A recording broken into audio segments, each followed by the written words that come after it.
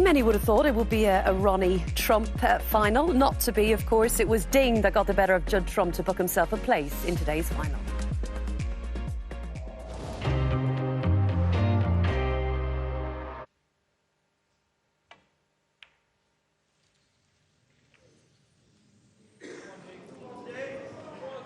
Judd Trump, 17. Wow. Did Judd not look at the blue? I mean...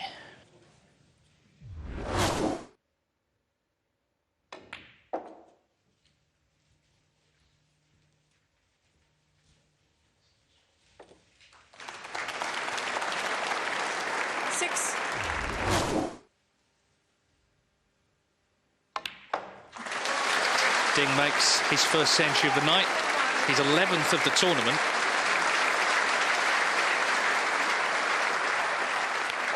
Wonderful stuff from China's number one. 110 the clearance from Ding. He leads for the first time since he won the opening frame.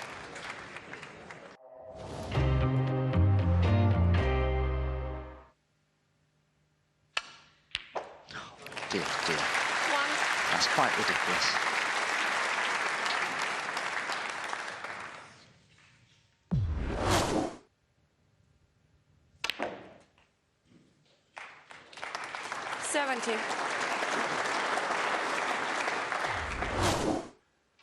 He's made another one. He was a bit rocky early on in that break. He had to get over a few hurdles, but he did. And this match, now best of three. Once again, they cannot be separated. This time, it's Judd Trump who makes the ton.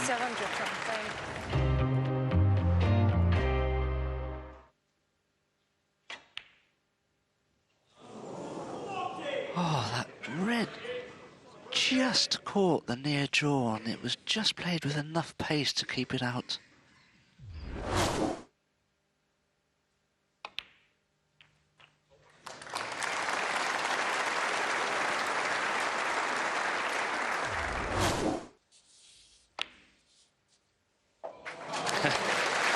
And now Ding feels great again. He's made the clearance of 88 to go back in front. He needs one, Trump needs two.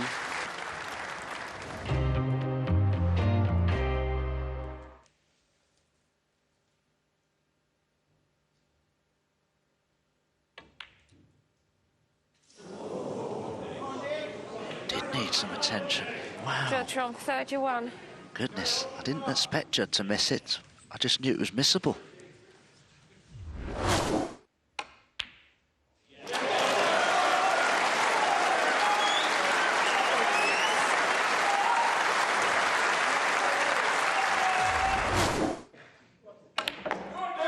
He loves the Barbican loves him. 84, foul. And they're going to see him again on Sunday against the great Ronnie O'Sullivan. The stage seemed to be set for a decider. Ding Junhui had other ideas. The crowd rise for China's number one, who will take on Ronnie O'Sullivan for the UK Championship title.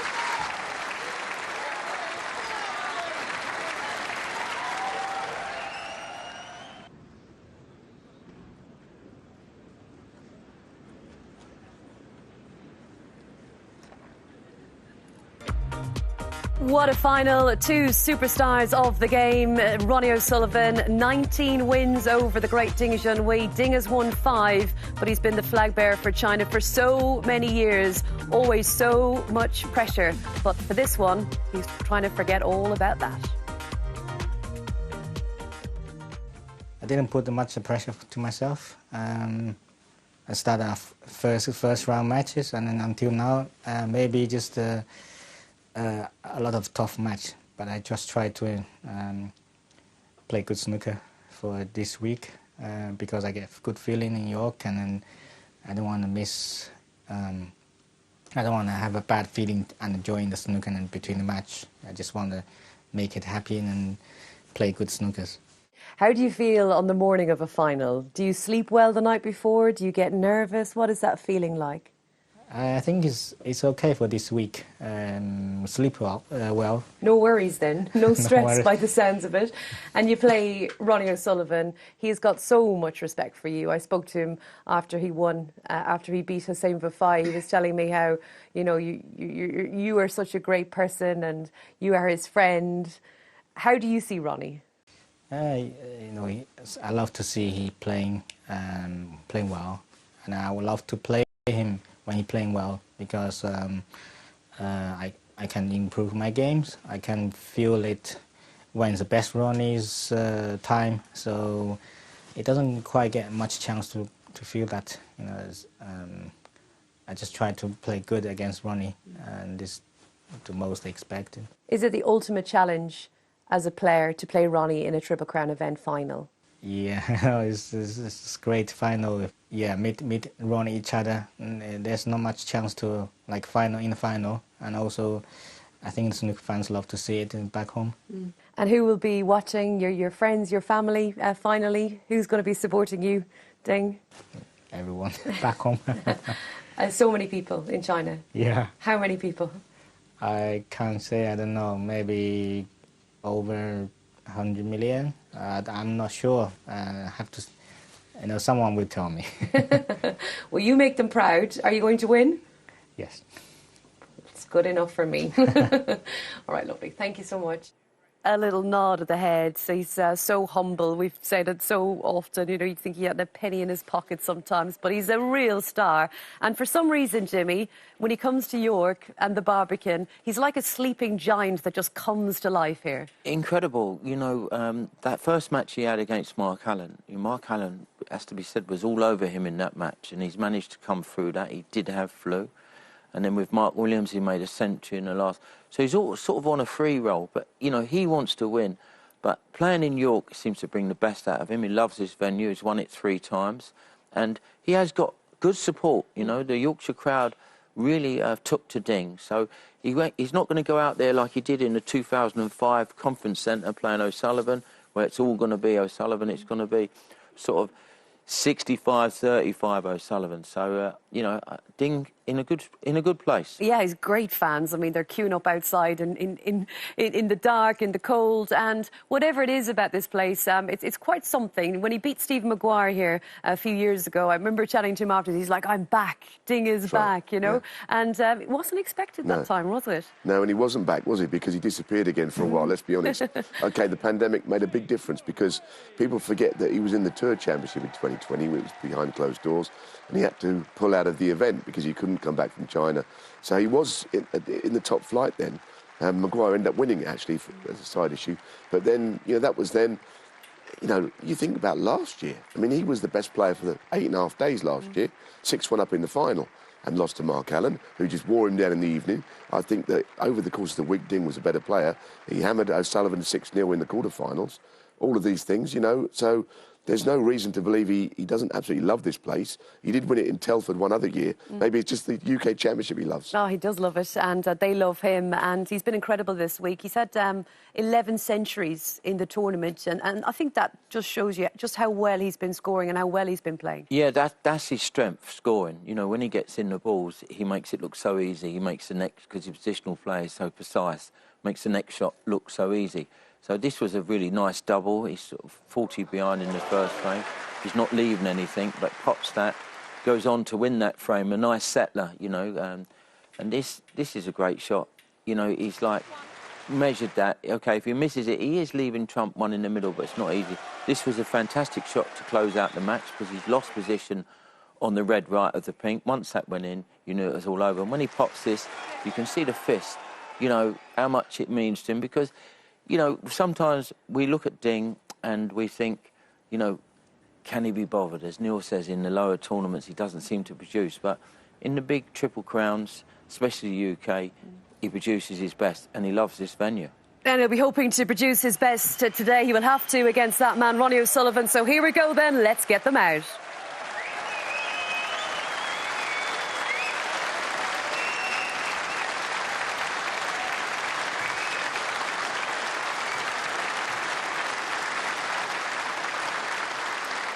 Please welcome A player back in the final for a 5th time at his favourite event during a week which proves he is once again at his very best. His victory here as a teenager in 2005 sparked a generation of players and fans back home. Revered in China, admired worldwide. Enter the Dragon, Junhui.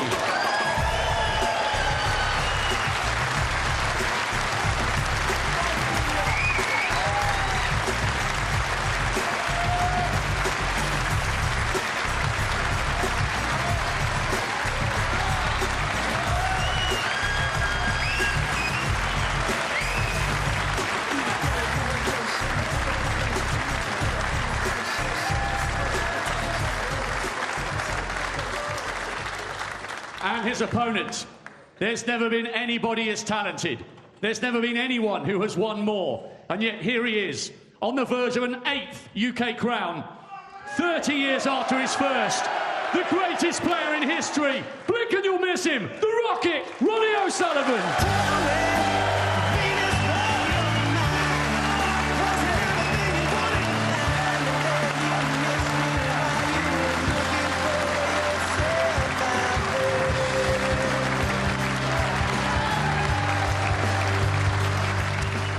What a week. It's all come down to this. Great to have you with us all over the world. And it's good afternoon to our commentary team of Dominic Dale and first up, Philip Studd. What an atmosphere. It's a red letter day. 2 global snooker superstars ready to go toe-to-toe once again for one of the sport's most coveted prizes, the final of the UK Championship. They've already bagged this trophy 10 times between them. Who is going to prevail today over the best of 19 frames? The mutual respect is extremely evident from everything they've said in the build-up to this showpiece.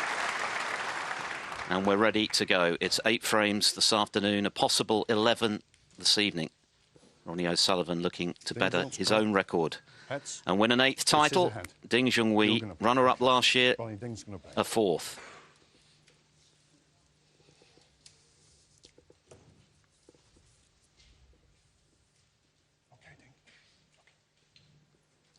Thank you. The first frame.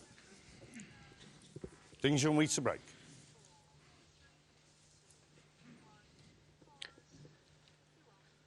Three times champion Ding Junhui to get us underway. One of the biggest days on the snooker calendar, Dominic. Yes, indeed. Good afternoon, everybody. Really looking forward to this final here at the York Barbican, the final of the 2023 UK Championships. The respective form of both of these players suggests a very close and tense final. One. And what a great start from Ronnie O'Sullivan. First look at a long red, in it goes, beautifully on the black, to develop the 2 reds just next to the black. O'Sullivan has described his overall performances this week as patchy, but his long game has been very consistent throughout. A return of nearly 3 out of 4, 73% for the tournament. That is excellent. And he's been able to be clinical in the key moments. Ding Junhui has had to battle through a number of rounds. He's shown real resilience and determination. O'Sullivan, in particular, yesterday, ruthless in punishing Hossein Vafai's potting mistakes after the interval from 2-all, as he won 4 straight frames to set up this final. 9.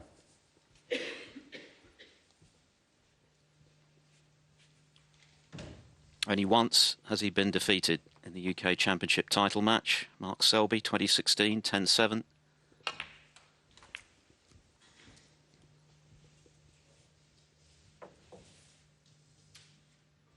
14.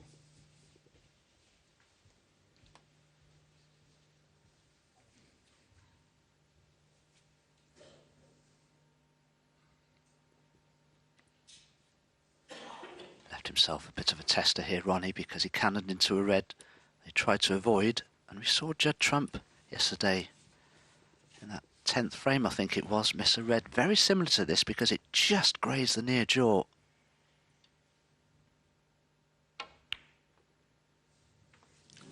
Ronnie O'Sullivan, 14. It always looked just a little while.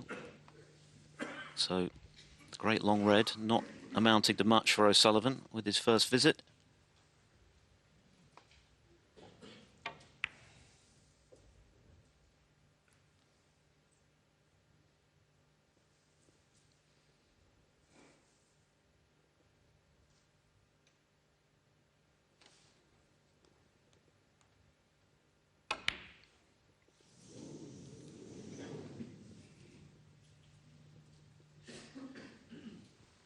O'Sullivan has a very handsome lead in the overall head-to-head. He's won 19 of their 24 matches, but the victories that Ding has had over O'Sullivan have been very significant, not least last season here in the quarterfinals when he whitewashed Ronnie O'Sullivan. 1. It's their 6th meeting in a final. O'Sullivan's won 4 of the 5.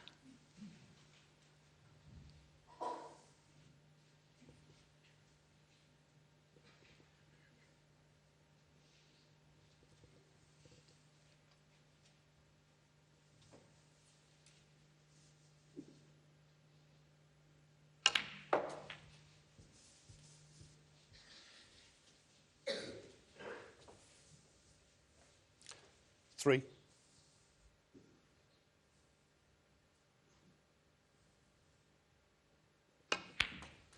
4.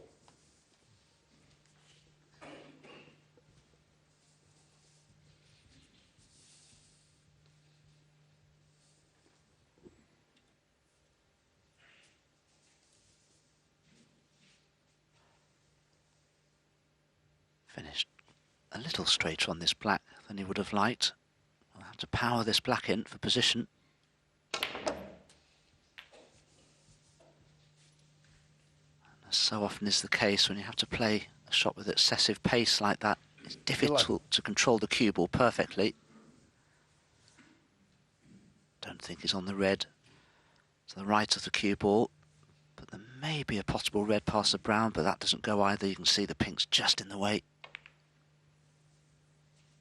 Ronnie O'Sullivan, 11.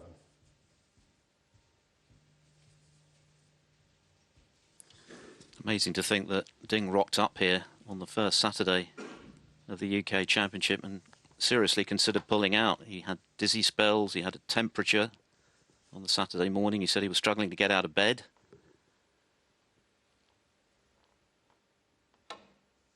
He thought to himself, well, I'll give it a go, because he loves this tournament.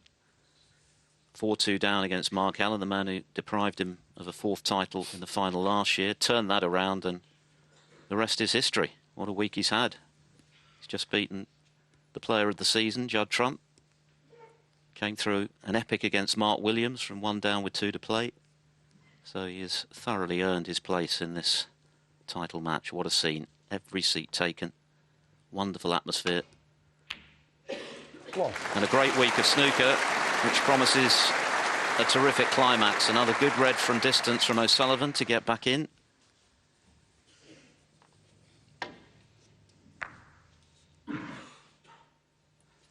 Yes, undoubtedly Ronnie seems to have settled quicker than Ding.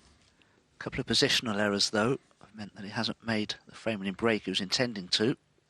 But with the reds in wonderful possible positions as they are here, maybe he can go on to secure the first frame from this effort.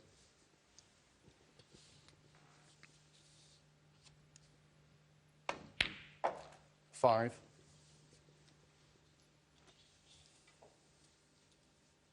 Considering the overwhelming head-to-head advantage that O'Sullivan had coming into this final, I think it would be,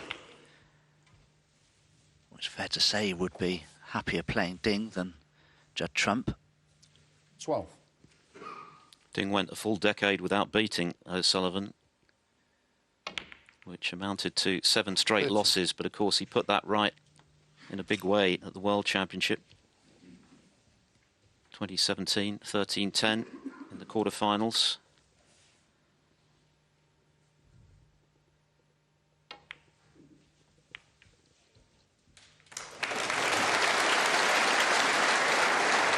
Nice recovery. Awkward black. 20.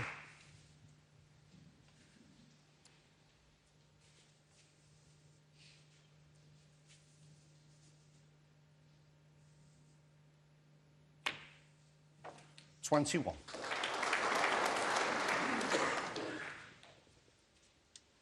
With the cue ball so close to the object ball there, Ronnie just couldn't quite control the degree of backspin on the cue ball.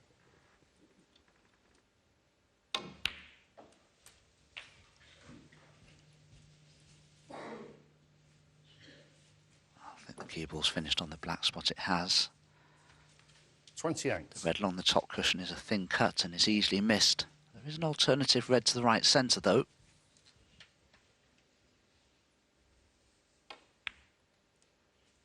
$29.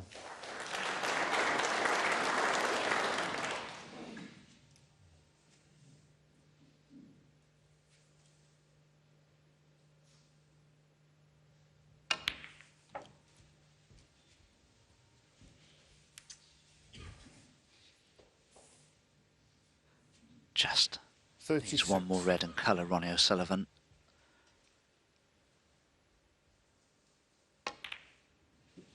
That's a good pot. It's going to be on the blue.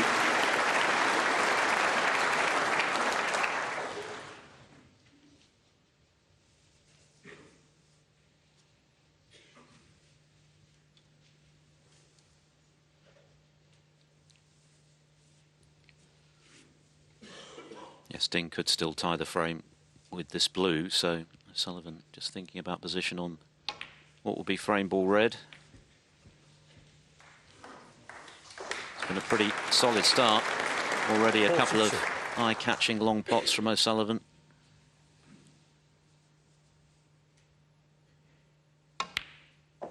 $43. Youngest ever winner of this title 30 years ago. Could today become the oldest winner.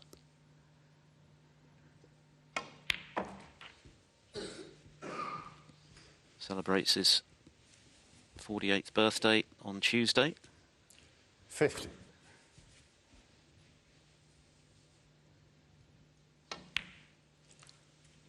$51.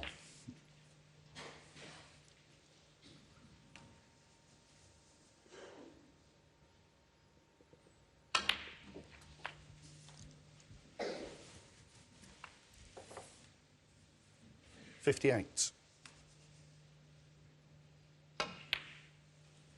59. Ding yet to pot a ball, and Ronnie O'Sullivan will be keen to keep it that way. He doesn't want to allow Ding an opportunity to come to the table to get a feel of conditions.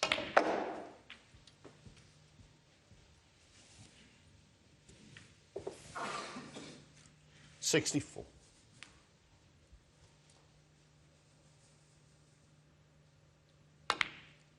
$65.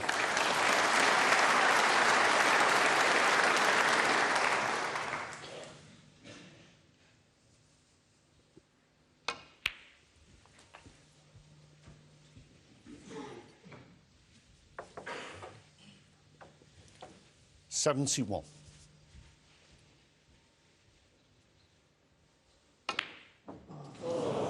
Ronnie O'Sullivan, 71 on the first A break round. of 71 from Ronnie O'Sullivan, who has monopolised the table in the opening frame of the UK Championship final. The rocket is off and running. He leads Ding Junhui 1-0.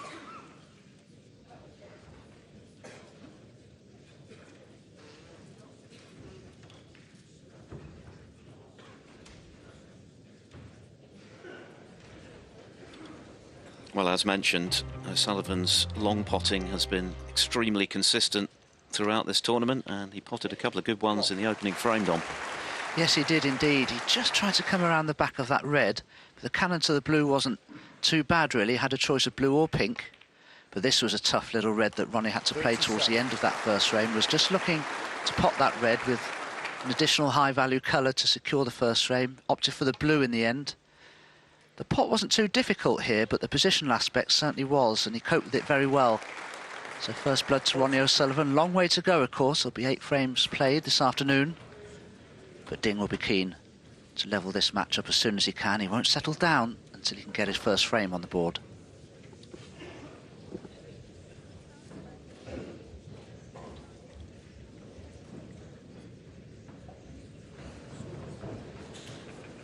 So your seats, please.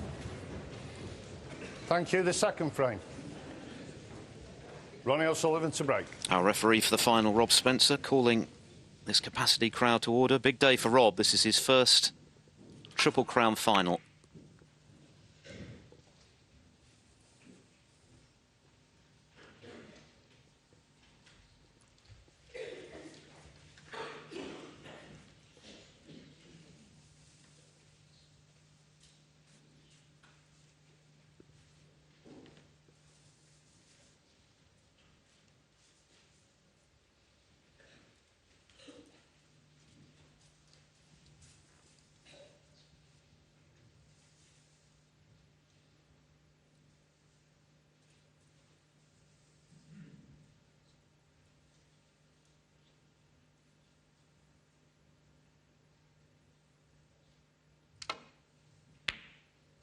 One. Brilliant.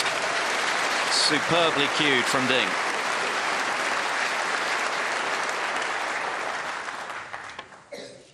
Yeah, fantastic pot this from Ding. I can only presume the red next to the black wasn't available. Otherwise he couldn't have taken that risk. There you can see it is tied up, but the black still does go.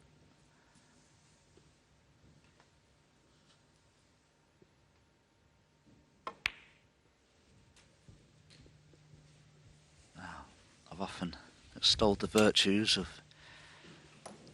Ding's extraordinarily good positional play. The cue ball and object ball are never too far apart from one another when Ding's at the table. That's why it's such a great break builder. O'Sullivan told Rachel ahead of this final he thought Ding was the best break builder he's ever seen. That's the ultimate compliment from the man who's made in excess of 1,200 centuries in his record-breaking career. Right. I think Ding's intention there was to just be a touch low on the black, to just nudge this red into play. And that's something he can do here.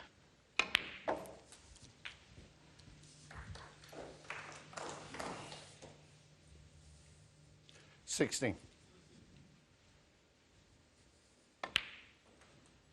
I think there might have been a time when Ding was intimidated by playing O'Sullivan, and he wouldn't be the only player in that boat. But these days, I think he actually sees it as a challenge that he wants to embrace.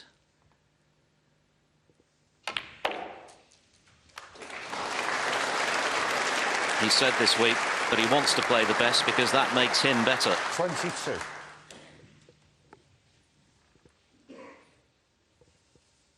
And he has won both of their previous UK Championship meetings.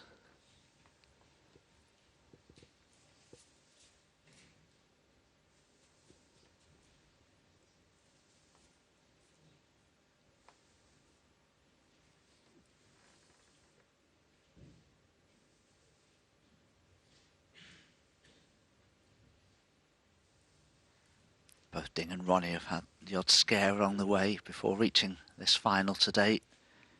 Particularly Ding in his quarter-final match with Mark Williams had to rally from 5-4 down.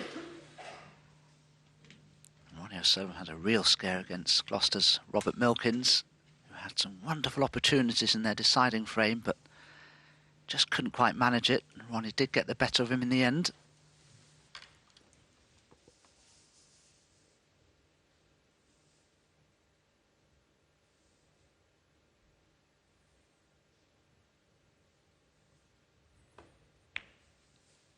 Yes, in the case of Ding, the Williams victory was especially significant, 23. I think. Remember, he was on the wrong end of that record-breaking frame, which relieved you of a record, Dom. 195 points in the single frame, 101.94. Ding lost it, and that could really have done his head in, but of course he turned it around from 4-5 down.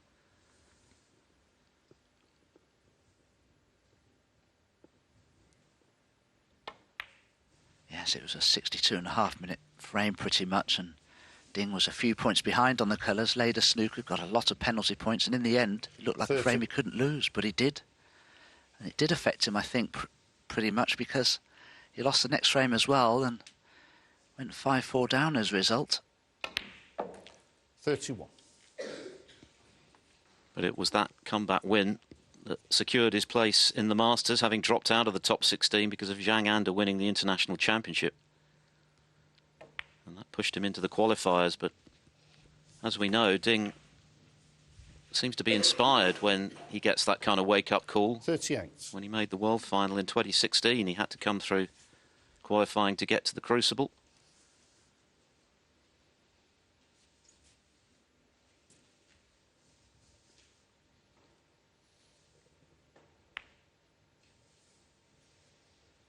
$39.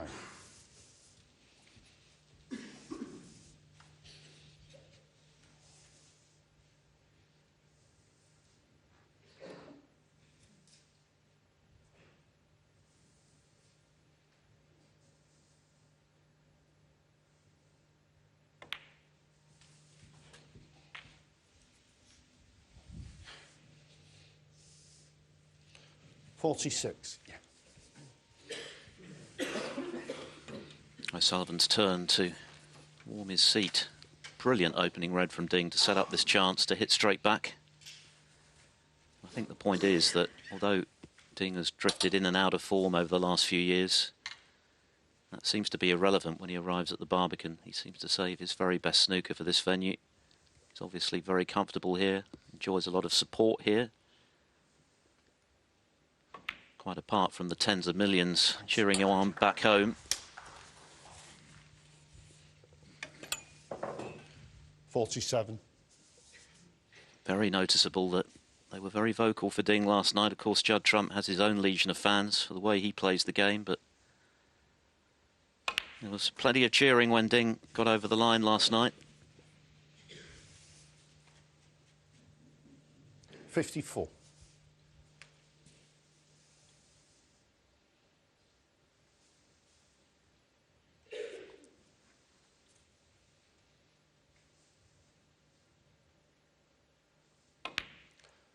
$55.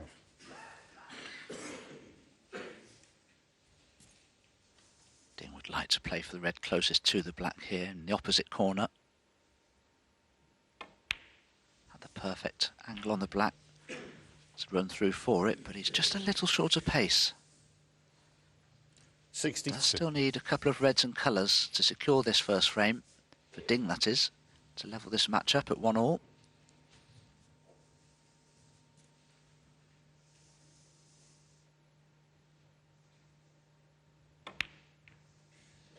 $63.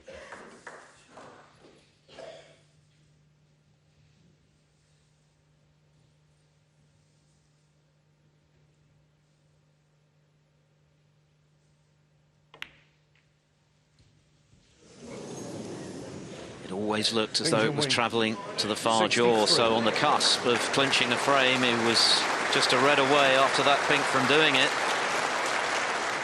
He's left the chance of a counter for O'Sullivan. Yes, just shoved it, didn't he, just to the top jaw, and that probably was a psychological error more than anything else. And if Ronnie can capitalise on that error and somehow steal this frame, wow, what a body blow that would be for Ding. That could really affect him.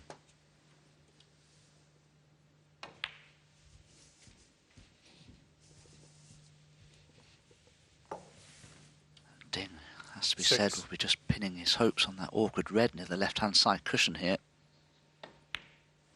Could be his only hope. 7. This is where O'Sullivan was so effective yesterday against Vafai. He had plenty of chances after the interval, having got back to 2-all from 2-0 behind. Missed a couple of reds, missed a black, and each time O'Sullivan was able to step in and punish, and that was the difference, really. 40.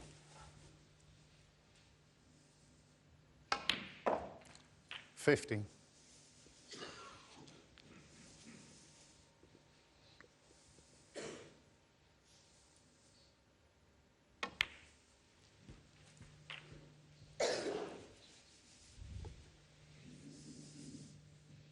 $22. Difficult moments for the 3 times champion.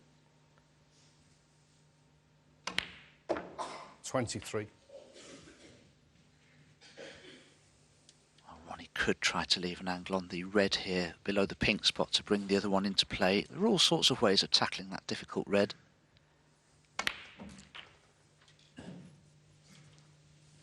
He produced a brilliant cannon to a red glued to the left side cushion yesterday, which won him 30. the frame after the thigh had missed.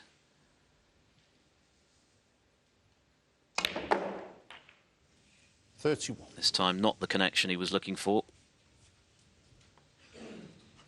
That could have been a little worse though for Ronnie. He can still pop the blue and perhaps leave a double on the red.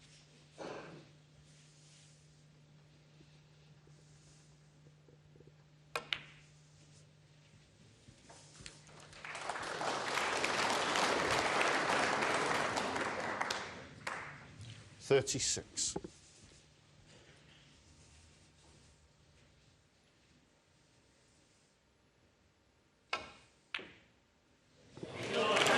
In all the way.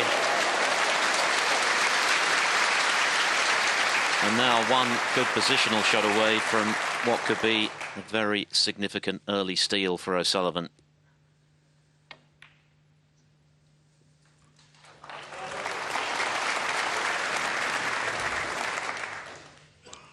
$44.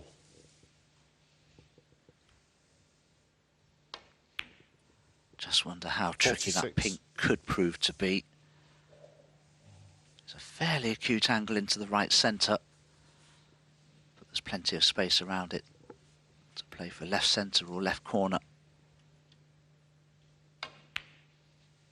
49.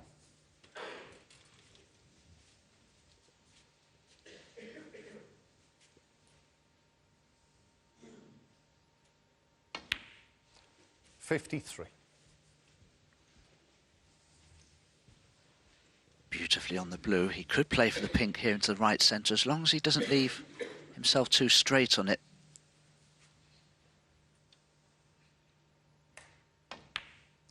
$58.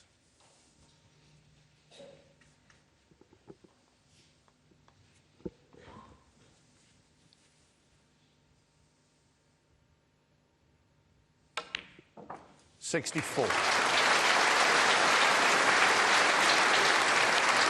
John Higgins-esque from O'Sullivan. That is a big steal. That is a very big moment early in the UK final. Ding Junhui made 63 and looked as though he was levelling at 1-1. O'Sullivan stepped in with 71 for 2-0.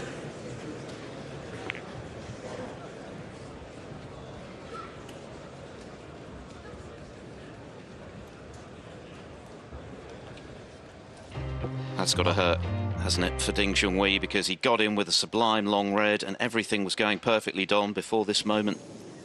Yes, he just didn't strike the cue ball sweetly there. It's more of a push or a shove or a jab, but it wasn't fluent and it wasn't smooth. Well, and he paid the ultimate price for that, didn't he? This was a terrific clearance of Ronnie. Tried to move that red there, moved it a little bit and made it more accessible, really, from a point of view of playing the double.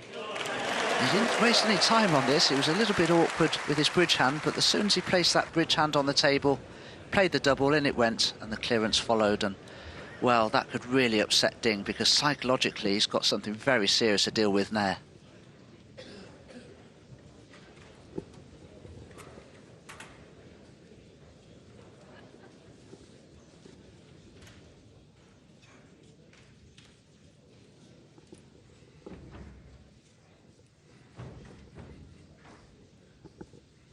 A second 71 break from Ronnie O'Sullivan early in this UK Championship final, but the second one feels rather more significant than the first, because Ding was going beautifully to level at 1-1. Great long red, lovely break of 63 on the cusp of clinching the frame. He missed the pink, and O'Sullivan stepped in with a cool clearance.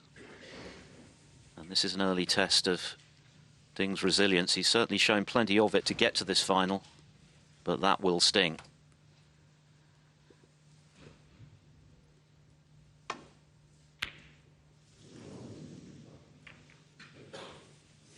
And the best way of recovering is to come up with something frame-winning straight away in this third frame.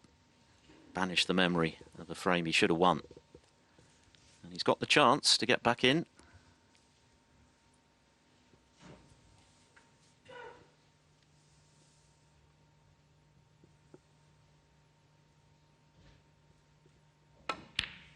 1.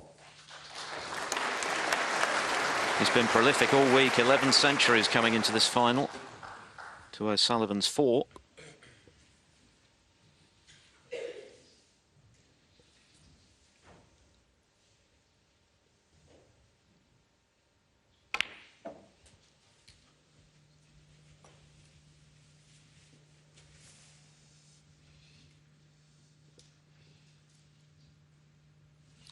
Eight.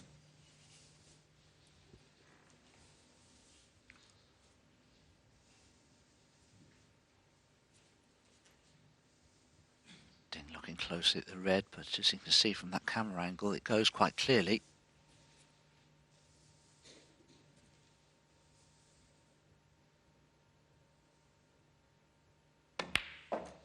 Nine.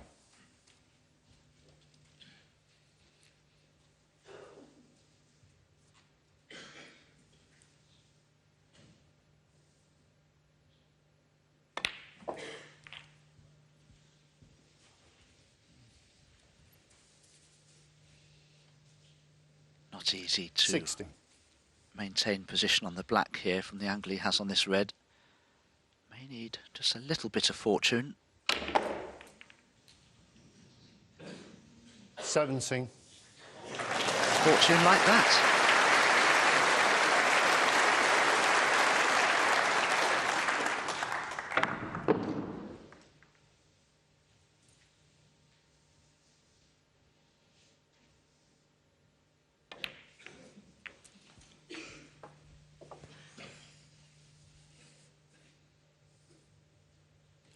$24.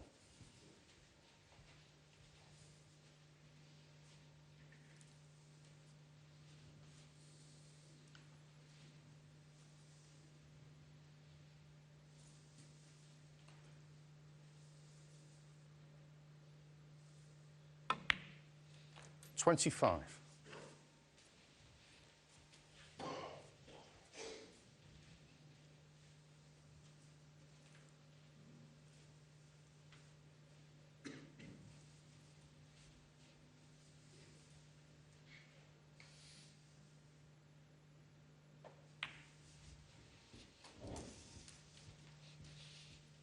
Ding began his love affair with this UK Championship when he was just 18 years of age, 2005, defeating a rejuvenated Steve Davis in the final, the Barbican. 31. 2 more titles here since then, very nearly a third. They get a 4th last year when he led 6-1 against Mark Allen and ended up winning just 1 more frame. But of course, he avenged that loss in the first round from 4-2 behind, and he's never looked back.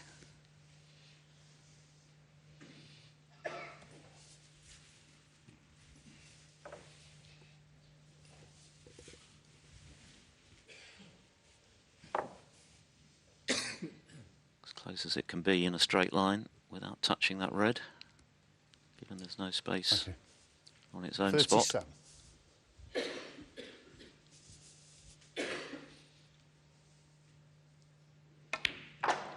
38.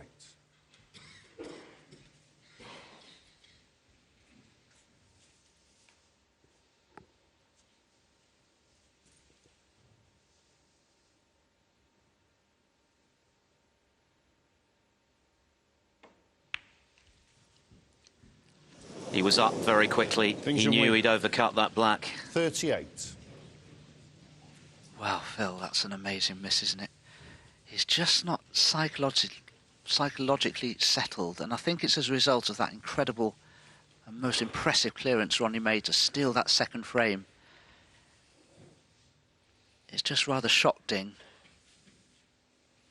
I think he was so surprised himself at missing the pink. And he's very, very concerned of how well Ronnie O'Sullivan has started this match with pots like that.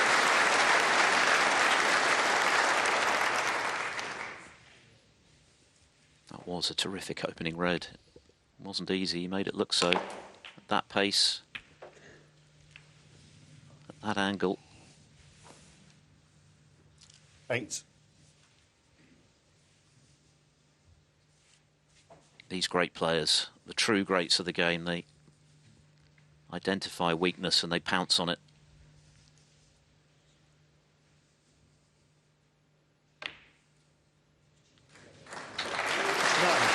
And Ding has already made 2 very significant errors early in this UK final.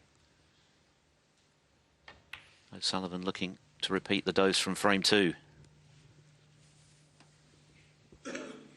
60.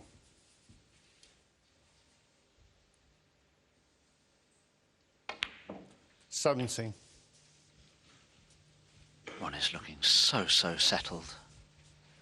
You can see the tournament average shot times there. O'Sullivan at 18 seconds, Rob Milkins 19, which is pretty normal for him. Oh, that's worked out nicely. Promoted the red to the left centre. There's only a couple of slightly awkward reds here that could prevent Ronnie from winning the 3rd frame in succession.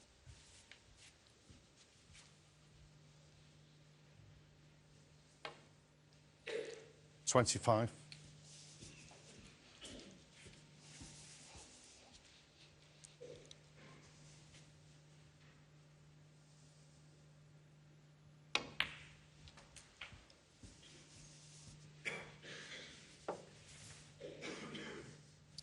$30.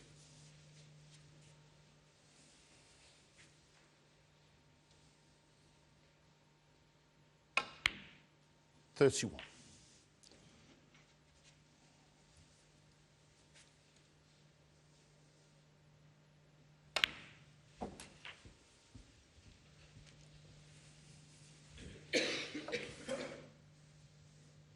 $37.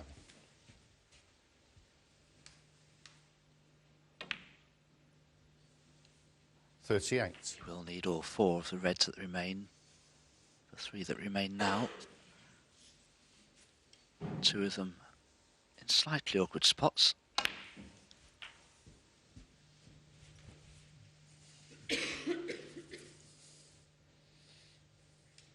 $45.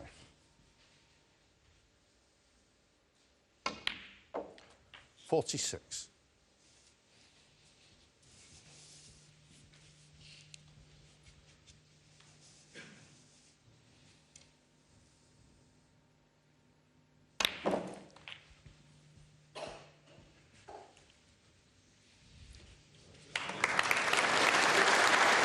Well, this red to the right-hand centre pocket is thinner than it may appear.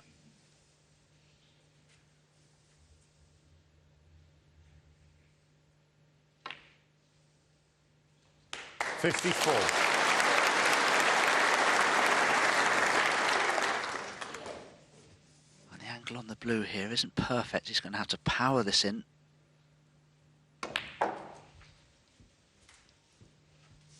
So maybe just a glimmer here for Ding Junhui, because this 59. red is tricky.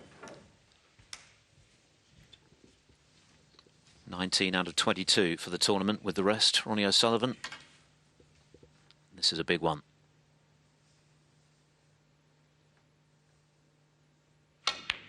Oh, right in the middle. And that little nudge on the blue hasn't hurt.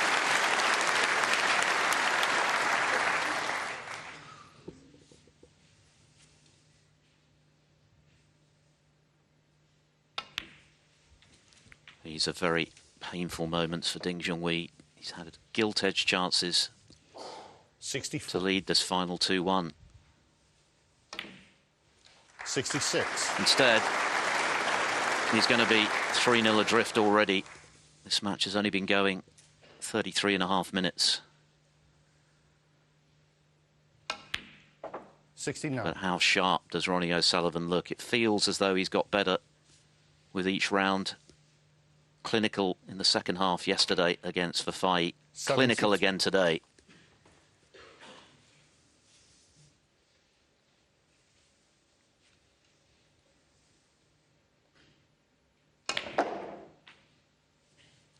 $78.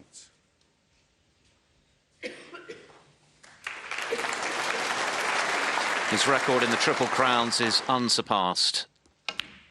And he looks 84. in the mood to further embellish it.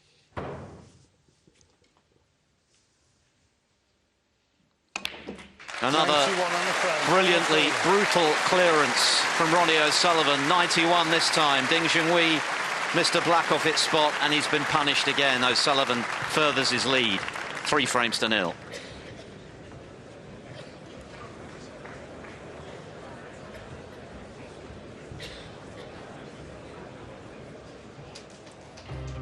It's really a tale of 2 missed pots so far this UK final, Dom, and 2 very expensive ones from Ding. Yes, Ding's just looking to roll this black in for the red along the top cushion. Ding Junhui. And I don't know what happened there, but the second he struck it, he knew it was wrong. He knew this black wouldn't go in. At least it blocked the pocket, but Ronnie O'Sullivan, what a pot this was to the right-hand centre pocket from an angle like that. Very difficult shot to play, but 2-0 ahead and in control. I suppose the likelihood was that he would get it. But he played a cannon that didn't go according to plan, but once again pulled out a great pot. And this was effectively, from Ronnie's point of view, frame ball for 3-0. What a great pot with the rest that was. That was high tariff. So it's Ronnie O'Sullivan 3-0 ahead, and Ding has a lot of work to do, desperate to win this 1 frame that remains before the mid-session interval.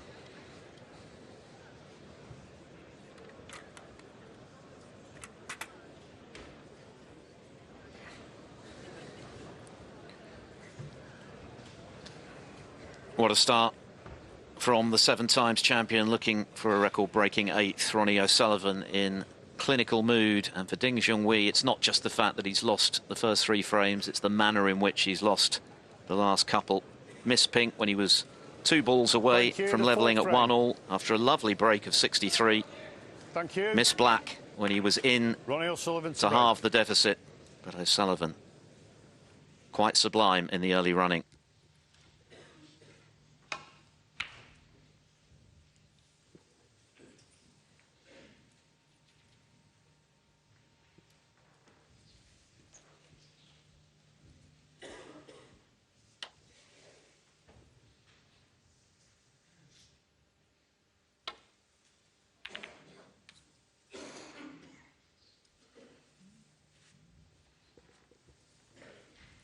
I mentioned this is their 6th meeting in a major final.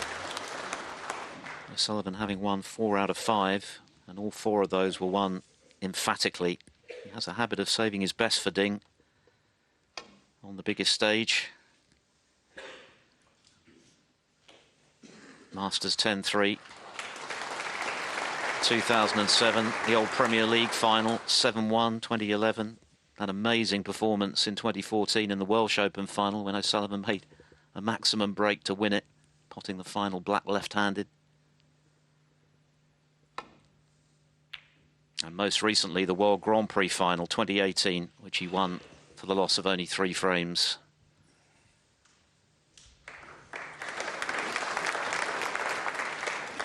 Ding's triumph came way back in 2006, the old Northern Ireland Open trophy, by 9 frames to 6.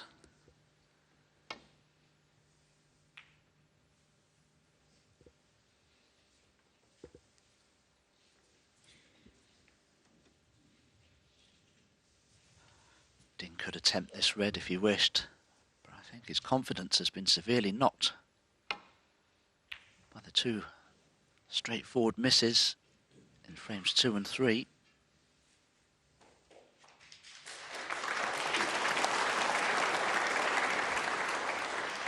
Cheers, Ronnie, thank you.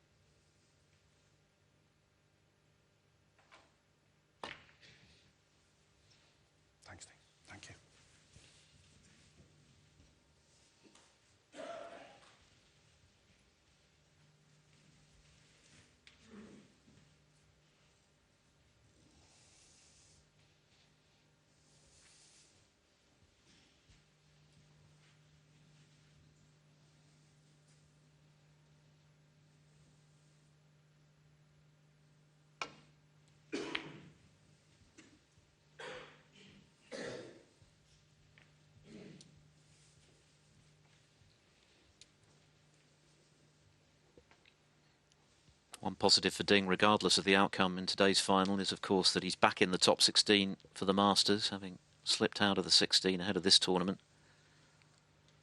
Secured his spot courtesy of his win over Williams in the quarters.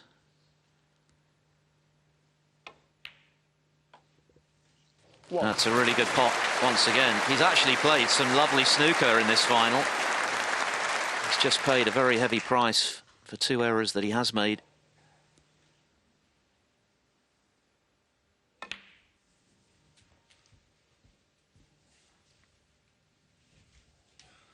Yes, and had it not been for those 2 errors, who knows, Ding could have been quite comfortably 2-1 up himself here.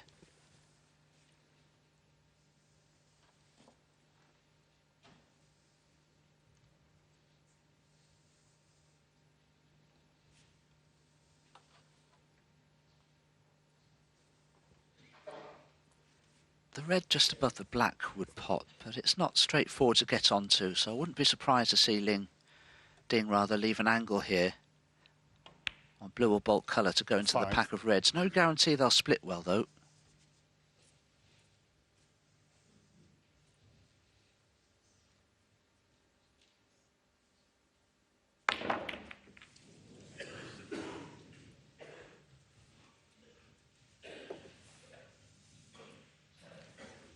Sam.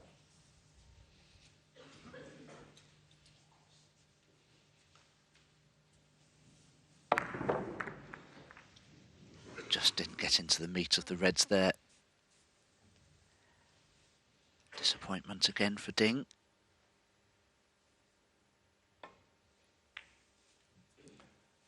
Ding Junhui.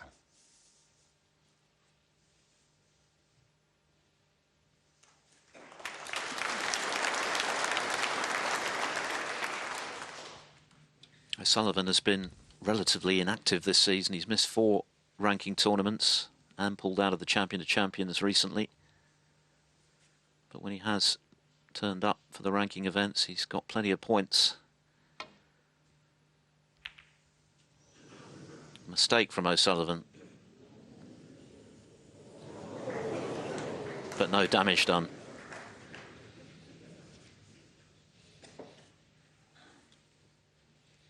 Guaranteed to maintain his world #1 ranking with the demise of Trump last evening.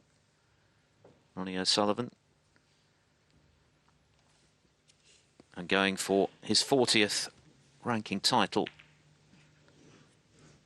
And his first since he won his record-equalling 7th world title. But that was a mistake. No damage.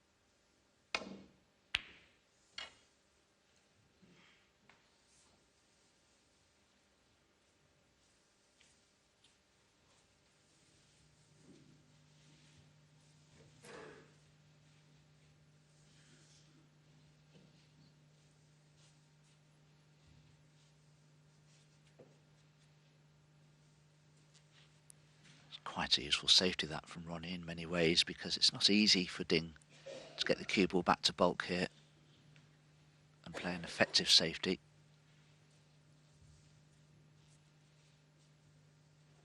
O'Sullivan winning the first 3 frames in barely 35 minutes. A real shock to the system for Ding.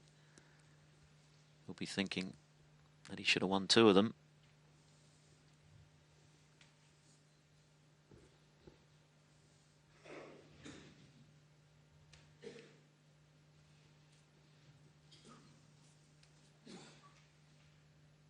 One of snooker's great occasions.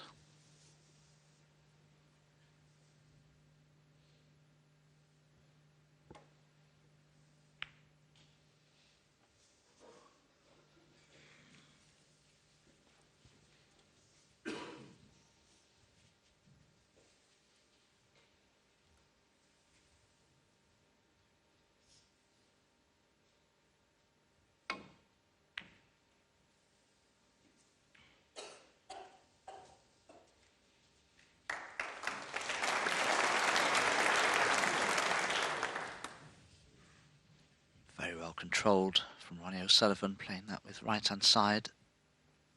I was very surprised Ding got down to play that so quickly. It should have been obvious that red would go towards that right corner.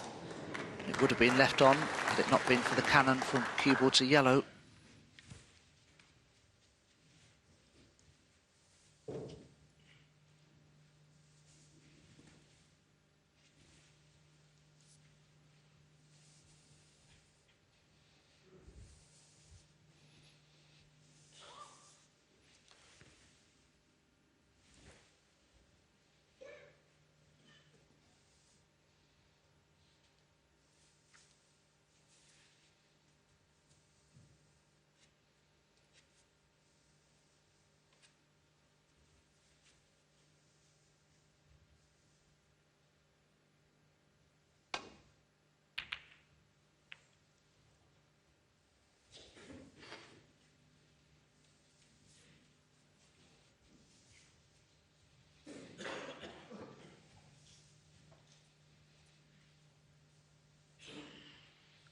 And although that red will pop for Ding into the right corner, it's very awkward because cue ball's only an inch or so off that baulk cushion, and even if he does pot the red, I think the cue ball will be running into the top of the main bunch.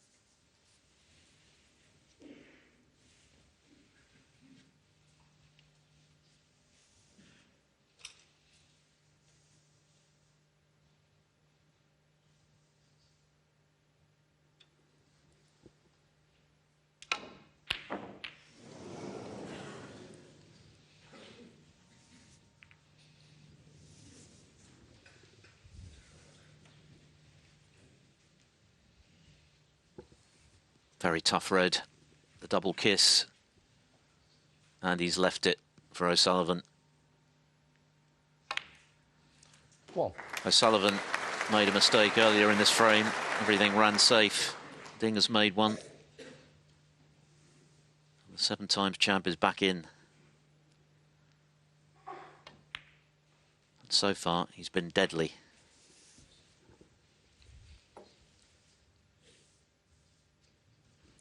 Seven.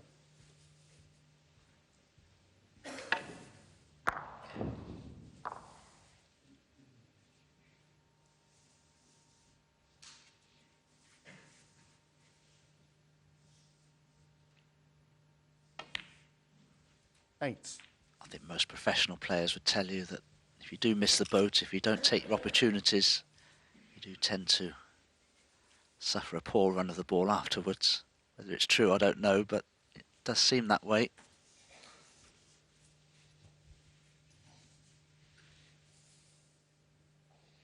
Equally, the player on top 50. always seems to get the odd nudge here and there, just to make life even more difficult for their 60. opponent.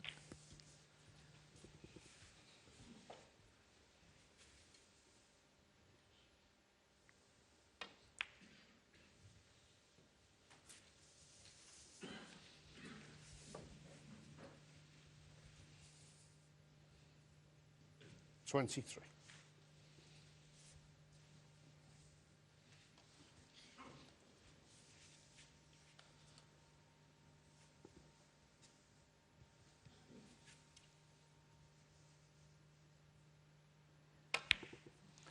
$24. Well, this is a key shot for Ronnie. Into the reds. Oh, how they split. Well, not too well. 30. The red that's closest to the left centre is a very thin cutback.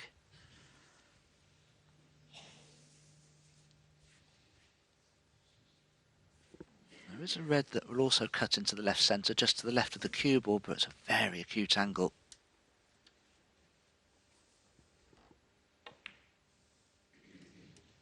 Don't think it's there. Ronnie O'Sullivan, 31.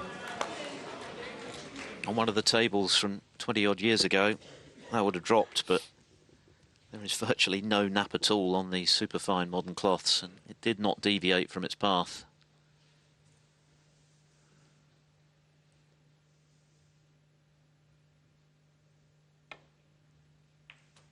One. So Ding gets another opportunity to minimise the damage of this first mini session of the final, as we see that red again.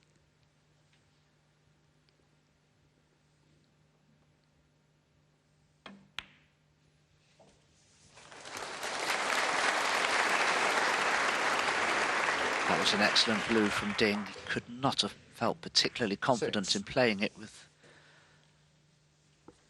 the shots that he's missed before that have proved so costly. 7. So much pressure on him now, though. Inevitably, he'll be thinking about the errors that he's made that have cost him frames. Has to try and block that out, but it's not easy.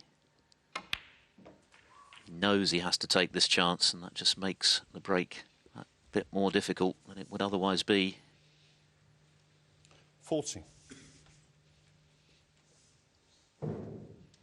He's overrun the cue ball there quite a bit, so instead of playing a red to the right corner, he's got a thin cut back now.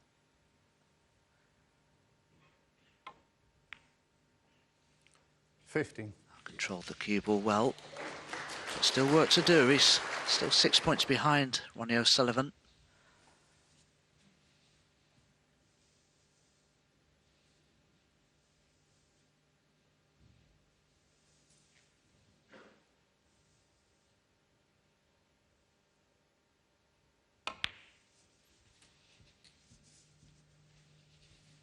Potting this red to the left centre will be a big help, because the two reds then just above the black become far more accessible.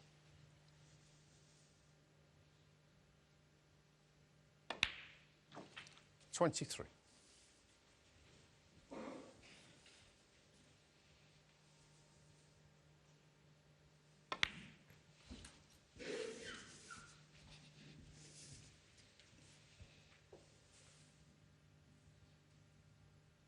$29.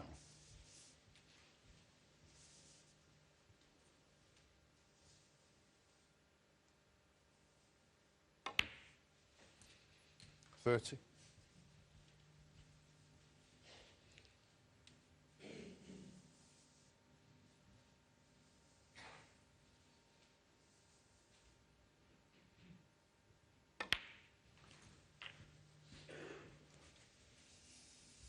I don't think he's played the best positional shot there. He's a little straight on this red. Have to play it with more pace than he'd like to. 38. Well played.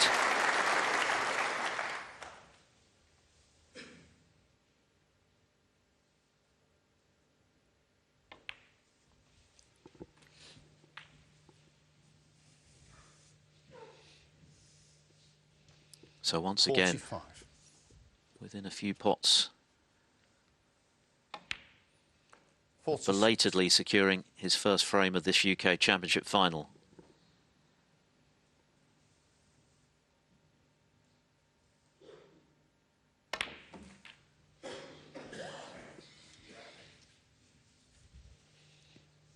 This red and another colour.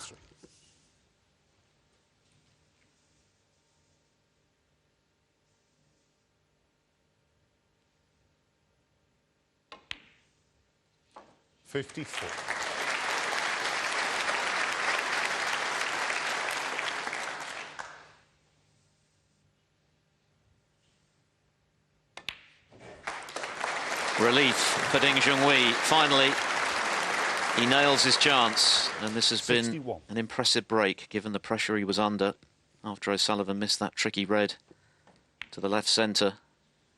He had to deliver this time, and he has done. Something to give him a bit of cheer going into the interval.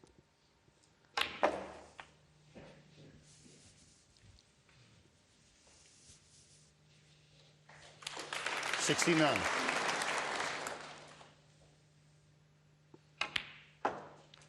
71. And he is cueing beautifully, as he's proved all week.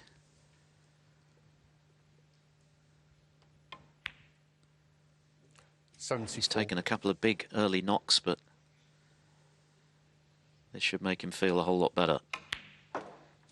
78. Equally, he knows that those pots that he has missed have to be eliminated if he's to entertain thoughts 83. of a fourth UK championship. Because O'Sullivan is in unforgiving mood. He's played superbly so far. 89.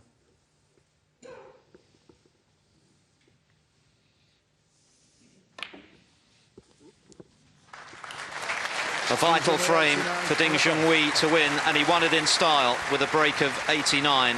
Ronnie O'Sullivan has produced some of his best snooker of the championship so far. He's been in clinical, ruthless mood.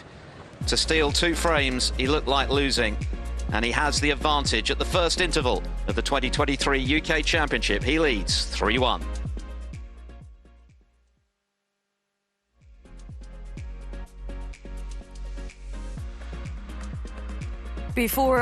Before our studio analysis, as we celebrate another UK final, let's cast our minds back to last year, where we saw Mark Allen from Northern Ireland lift the trophy.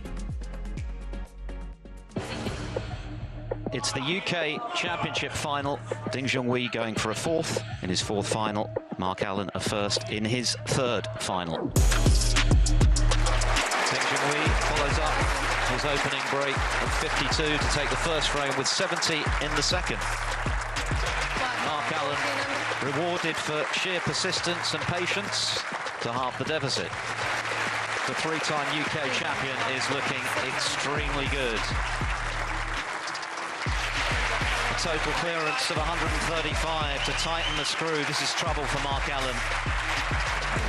The 9th century of the tournament for 3 times champion Ding Junhui. The way it's going, it'll surely be a 4. The first substantial break of the final for Mark Allen, but it's been Ding Junhui who has been dominant here at the Barbican. So Mark Allen looking for a good start to the night, has made one. He's won the first frame.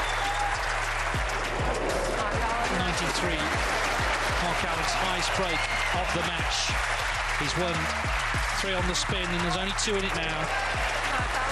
Well, it was 6-1 to Ding, but Mark Allen fired back with breaks of 79, 60, 93, 132 and 56. So the UK Championship final could not be better poised to go to the interval level. So for the first time in this final, Mark Allen is in front. He's won the last 6 frames, and he's now 3 away from becoming champion. Wonderful stuff. He's just relentless right now, powering on towards this title. 2 frames away now. So Mark Allen then is 1 frame from the title. Ding Junhui with it all to do. Mark Allen, the player of the season, has produced a stunning comeback to win the UK Championship for the first time. Ding Junhui led 6-1, but Allen turned it round in style, and you can see the relief and the delight. He's our champion here in York. He's beaten Ding in an epic 10-7. I won a good first frame with 60, and that was probably as good a break as I'd made all day. And then all of a sudden, I felt so good. I felt like my safety went up a level. I was forcing some errors, and I started to score. And at 6-all, I felt so good. In the dressing room, I was like, I'm not going to lose from here. And I know that I don't mean that to sound disrespectful, but I just felt so confident in my game then. To beat Ding in a best of 19 from 6-1 down, it's one of my best ever wins because he's an absolute legend.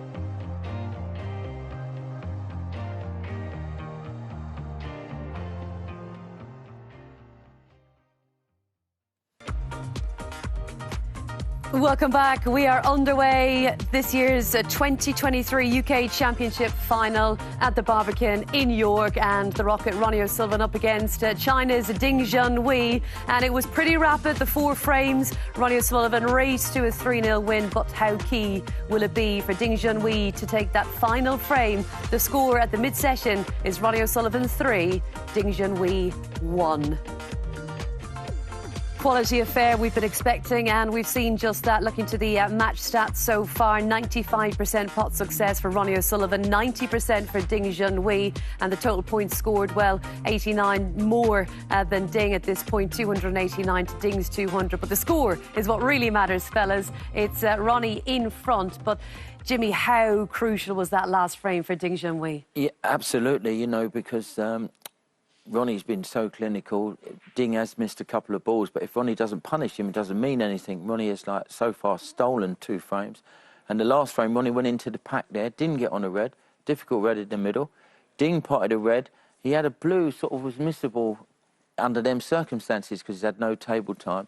Knocked the blue in, and he's now back in the match. It was a huge frame for Ding. It was a roaring start from the Rocket to take the first frame, and then in frame 2, perfectly set up for Ronnie when he's just found that confidence, been able to settle. Ding missing this pink, giving him a great opportunity. Well, this pink, I'm very surprised he missed, because he's one of the best players in the middle pockets I've ever seen, actually. But that was just inexplicable. It was a big mistake, but I was saying to Jimmy, you know, these mistakes don't mean anything unless your opponent absolutely pounces on them. Had Ronnie not done so and he won that frame, he'd have been in the match. But Ronnie made him feel uncomfortable. I mean, that red was a little bit too far away from the cushion to make the cannon easy. I mean, he's not known as the best doubler. This was like a back double, wasn't it? Difficult shot. Knocked it in, got perfect on the black. Massive moment, I think, even though it's a long match. Indeed, and I suppose you can be sitting there and you're thinking, well, I really need to settle into this final. And once again, we saw with Ding in frame 3, another missed opportunity, and Ronnie, once again, able to capitalise after this black. Yes, absolutely. You know, this is like that pink that Neil just discussed. This black is unmissable. I don't know, he might have got up as he hit it. No, he just like... He's hit it wide there, but Ronnie's next shot in the middle pocket is a difficult pot, and he manages to knock that in and steal that frame. And, you know, Ding from there, like, it should have been 2-1. This was a great pot in the middle pocket. OK, there's an element of safety in it, but it had to go in, and he went on to clear. You know, Ronnie's in fine form. This shot was missable, was lost position, perfectly played. There was a couple of reds safe, but he's cueing so well, got so much confidence. And this shot here, bang in the heart of the pocket, is only going to be, you know, 3-0 from that situation. And, Neil, as Jimmy said, Ronnie was in fine form, but when we get to the next frame, we'll see that not completely invincible. He did miss that red. Yeah, he tried to open the reds, didn't get on one very easily, played a red to the middle. I mean, he's good at these shots. These are tough, though, and if they start at the top jaw, they're not going down like they would do maybe on club tables, pulling in. That's not happening on these tables. I mean, Ding is absolutely flat to the balls to win a frame here, because 4-0 down is as bad as it would get, certainly on the balance of play. But that was a really good shot on the blue, you know. I mean, I did feel that Ronnie would have to step up on his previous form. Jimmy was confident. I wasn't so confident Jimmy was right. So far, so good for the Rocket. OK, well, we'll just let our viewers know what the conversation was. Jimmy rocked up this morning. I think Ronnie will win easily. Folsey rocked up. I think Ding will win this match. We'll be finding out tonight, of course, who's right. But it's a case of just being able to settle in a final, Jimmy. I'm sure you've had situations in the past throughout your career where you just want to feel good. You want to be enjoying the experience as opposed to just panicking and being all stressed. Absolutely. Well, you know, Ronnie O'Sullivan's 3-0 up, and Ding, you know, should have won 2 of them frames. So, you know, all of a sudden, like, he's thinking, you know, what's going on there? Ronnie's in the balls there, misses the red in the middle pocket. But that blue Ding potted in that last frame was a difficult cueing shot. He's had no table time at all. So when that went in, you know, that was settling. 3-1, he's in the match. 4-0, you know, Ronnie's the best front runner we've ever seen. So fair play to Ding for getting that last frame. Indeed, and that could prove absolutely crucial. We have a long way to go. So much snooker to enjoy here on Eurosport Discovery Plus. This Sunday, 2 tremendous players, icons of snooker, in the hunt, in the fight. Ronnie seeks a record 8th UK title, and Ding, oh, how he would love to get his hands on the trophy for a 4th time.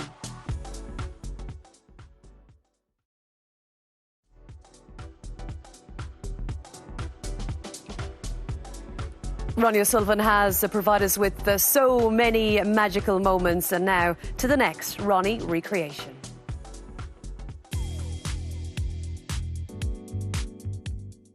Yeah, I was playing Gilbert in here. I remember I was playing pretty well in this match, 5-3 up, and yeah, got this plant here. I know there's a bit of a gap between the balls, but as I can tell by my face, I was a bit annoyed at myself not to be on it. So sometimes you take these shots out of frustration more than, you know, if Gilbert would have left me here, would I have took the shot on? Probably not, but because I played a bad positional shot, I've kind of made myself kind of want to continue the break. So managed to pop the 2-ball plant with the rest.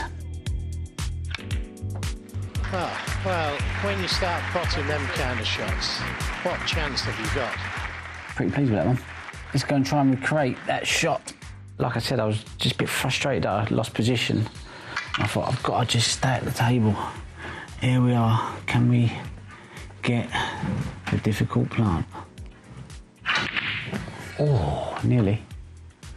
Nearly. I really love shots like this. I know like potting and break building is like a massive part of the game, but for me, when you play a shot like this and you know, it takes absolute perfect ball striking, you know, you're kind of like trying to nick a part of the red and just get a nice bit of, I mean, you've got to hit these so sweet, and I remember just coming off this red here.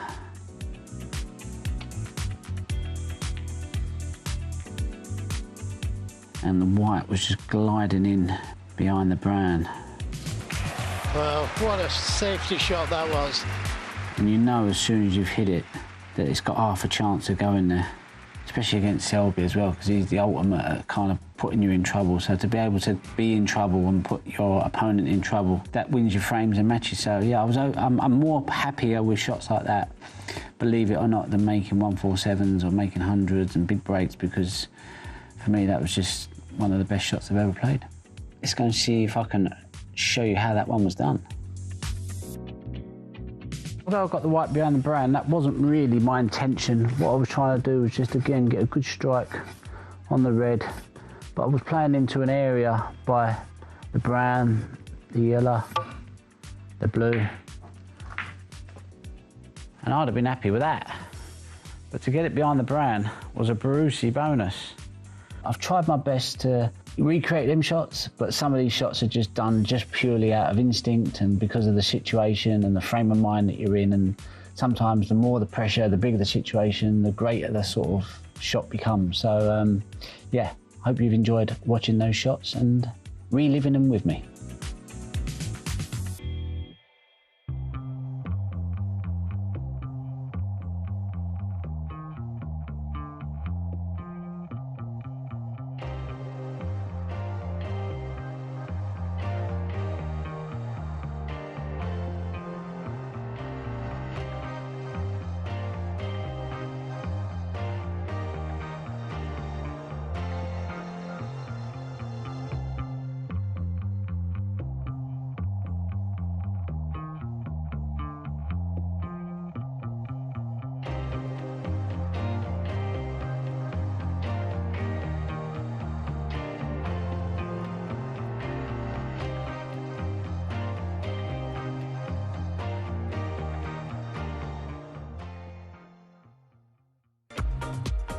It's lovely to have your company for the UK Championship final, and the World Snooker Tour rolls on the home of snooker. Eurosport Discovery Plus will be in Swansea on Wednesday for the snooker shootout. To Edinburgh we go for the Scottish Open, and then the German Masters qualifiers and the Masters at the Ali Pali.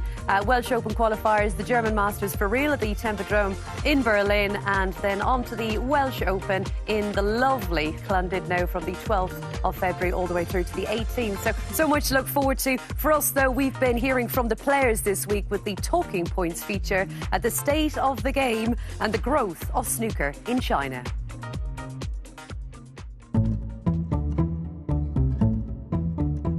Snooker seems to be bigger than ever in China. Do you see that as an opportunity for the growth of the game? It's hard because from when I first gone there, I don't see that much growth, if I'm being honest. I don't see sort of the money flying up or anything like the crowds flying up. I know there's a couple of tournaments this year.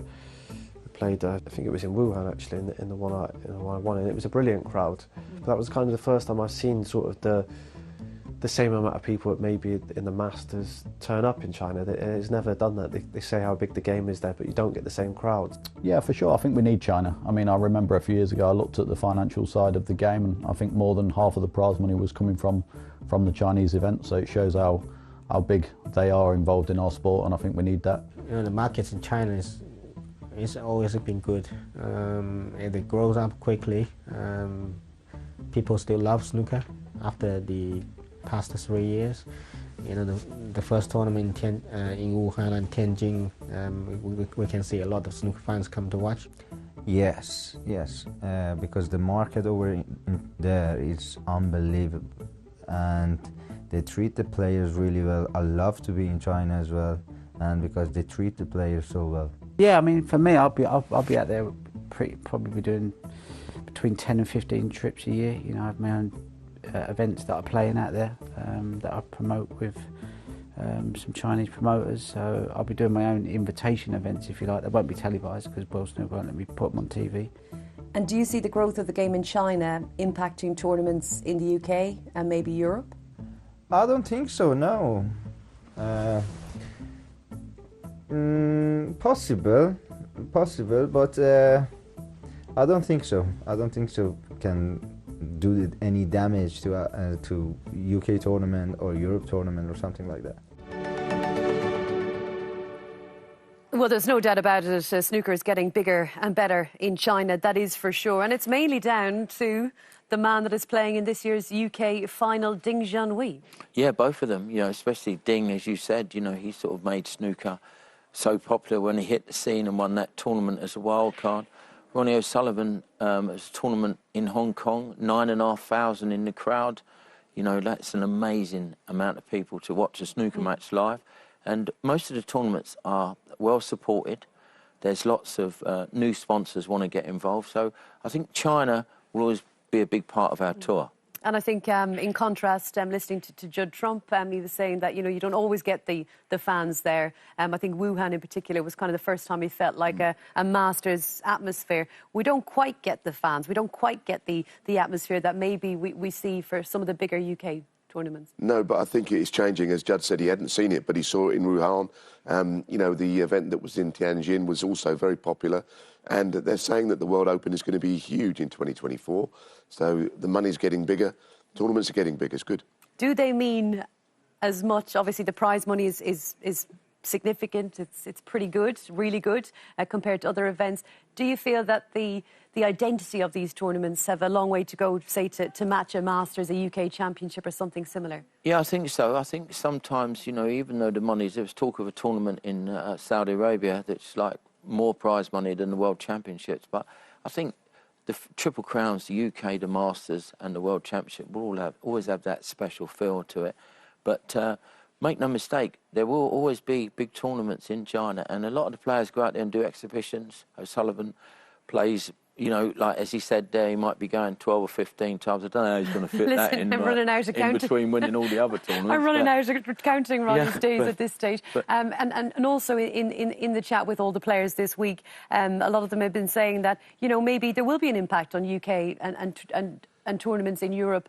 They've got to catch up with how they're treated out in China, and maybe they will suffer as a consequence. Yeah, maybe. You know, I mean, it's all right for the people at the top to be saying that, but the people at the bottom of the game have got to try and make their way. I mean, O'Sullivan and Higgins and Williams started off at the Norbrecht Castle for 3 months trying to make the name for himself. So the youngsters are just trying to do their best. They're not thinking about being driven around in big luxury cars because they just want to be good at the game. Well, I've got breaking news because we've got the draw for the Masters, and if Ronnie is to win this match, he will be playing Ding Junhui again in the Masters at the Ali Pali. So let's bring you right up to speed then. Mark Williams or Ding against Ali Carter, Mark Selby and Robert Milkins, Judd Trump, Kyron Wilson, Mark Allen and John Higgins, Ronnie O'Sullivan, Williams or Ding. As I said, if Ronnie wins, it will be Ding. And Neil Robertson, Barry Hawkins, Sean Murphy and Zhang Anda, and Luca Brissell and Jack Lisowski. Of course, the reigning champion and the world champion in as the first 2 seeds, and then Ronnie as in as well. Quick thoughts. What match stands out? Well, Neil Robertson, you know, he needs to find a bit of form. He's gone to Australia. He's playing Barry Hawkins, who only just lost in this tournament 6-5. So I think that'll be close. Zanander's first time there, Neil. So, you know, that'll be a good experience for him. But listen, they're like that. The Masters, it's like every match is like a final. Cannot wait for it. The Ali Pali in January. What about yourself, Folsey? Yeah, I quite like the bottom match, actually. Luca Brissell against Jack Lazowski, who just crept in. You know, that'll be a game to watch because... you know, both players will get a lot of support at the Ali Pali. Well, we've got a few hoops to get through before all of that, though, but we'll be discussing that further a little bit later on, the draw for the Masters. Right now, it's all about the UK Championship. 4 more frames this afternoon. Back we go to Dominic Dale and Philip Studd. Ding Junhui to break.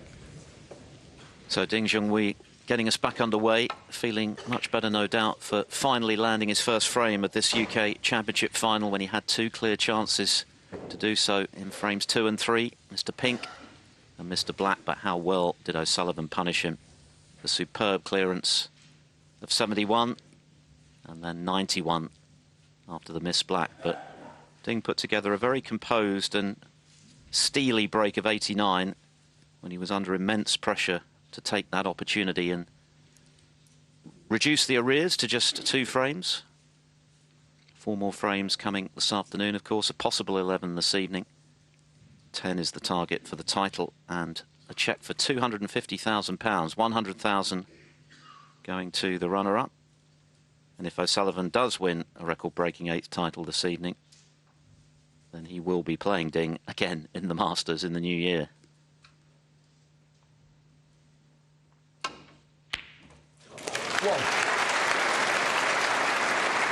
Starting the second half of this first session as he began the final with a great long red.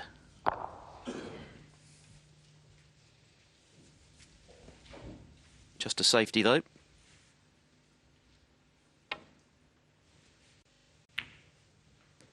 Ronnie O'Sullivan won.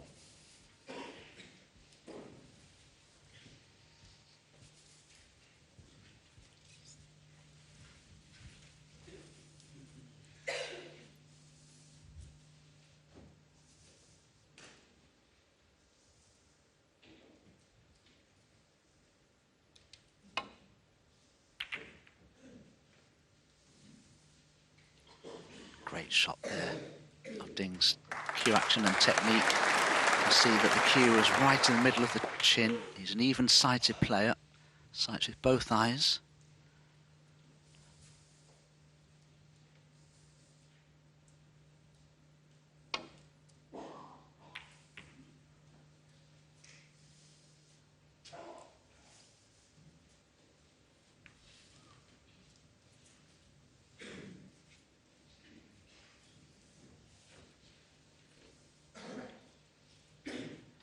Chance for Ding to attempt this straightish red to the right corner. Delicate stun down for the black, perhaps.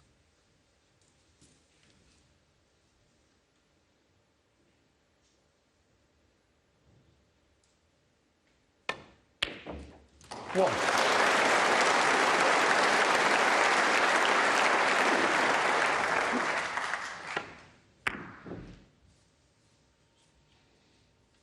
Excellent pot. The black spot does appear to be occupied.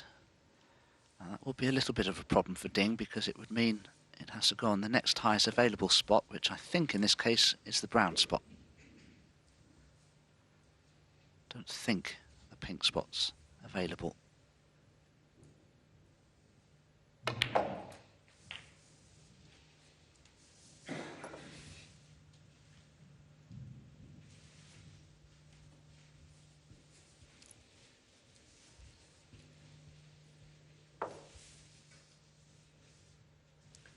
Eight.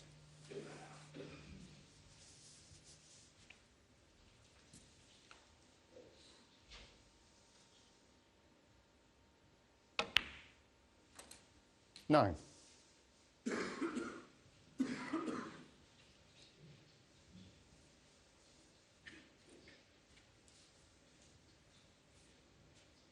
Ding could really do with having the pink in play. I don't know if you can cannon those 3 reds and make the pink spot available.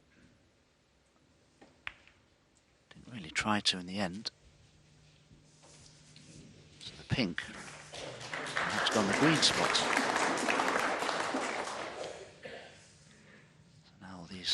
value colours all over the place. You can see that's a perfect plant, probably for the corner and the middle.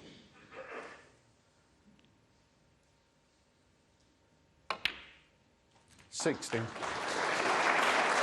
So immediately playing up for the black because the pink spot's available now, and all of a sudden Ding will have one of the high value colours back in play at this end of the table.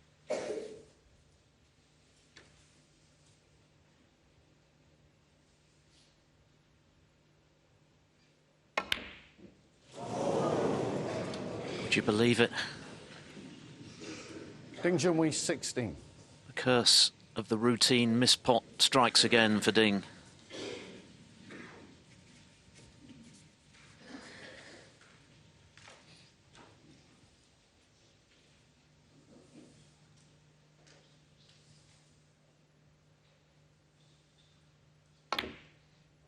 One.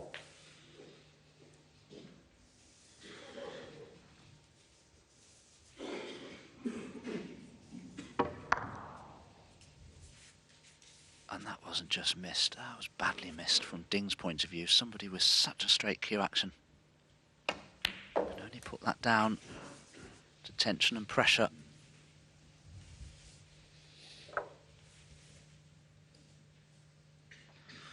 Eight.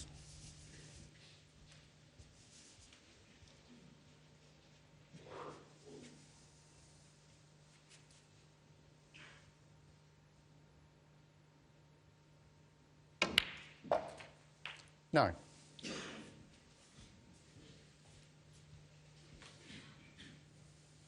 this time Ronnie has some work to do with the cue ball. He's very displeased at finishing the wrong side of the blue. Has to take the cue ball in and out of bulk now. Probably play for the red to the right of the black here. But he's got a lot of traffic to try and avoid. Green, pink and brown. And the yellow in the end, he played a completely different path for the cue ball. And needless to say, it's gone all wrong. One of the very few errors that O'Sullivan has made so far. The red that he missed that let Ding in for the 89 in the fourth frame was very tricky. But he was clearly not happy with that one. Full ball cannon on the yellow, scuppering any hopes of position. Equally, Ding will be mighty relieved that the missed black this time hasn't been expensive in terms of a sizable O'Sullivan break, but a good safety.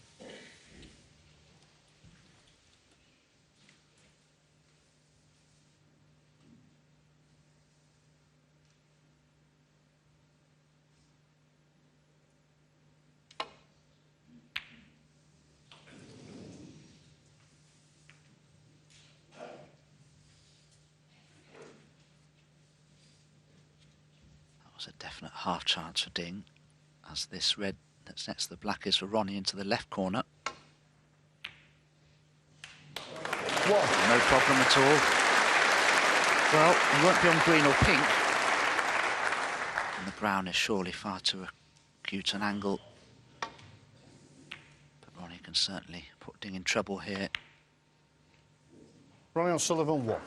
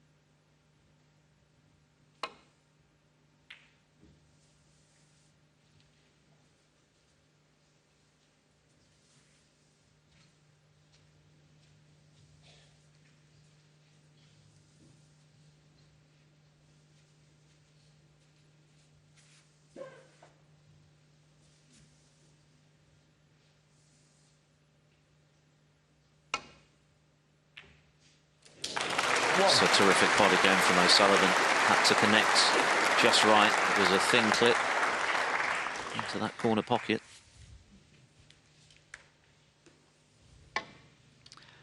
Yeah, very thin cut this. Big question is, though, does the pink pass the green? Oh, it does. Big chances for Ronnie now if he gets good position on his next red, which he has done. O'Sullivan's pot success in this UK final so far. 7. Very impressive. 96. He's only missed 4.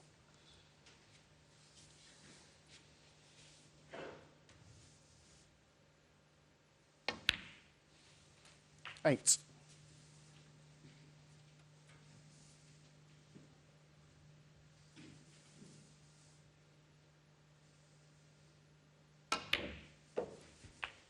Huge kick there. But my fellow professionals won't have a lot of sympathy for Ronnie because he uses the old style of chalk. In the days when kicks were prevalent. 16.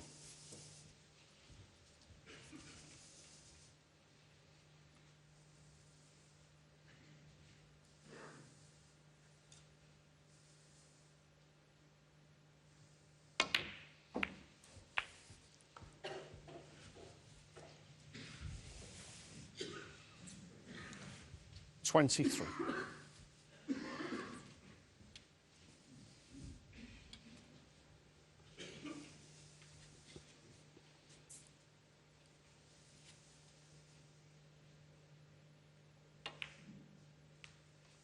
Ronnie O'Sullivan, 23.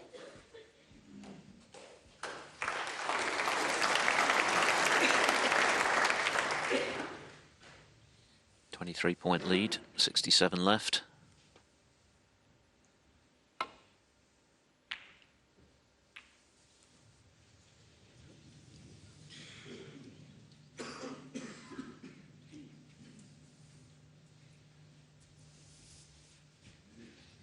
That was a little unlucky.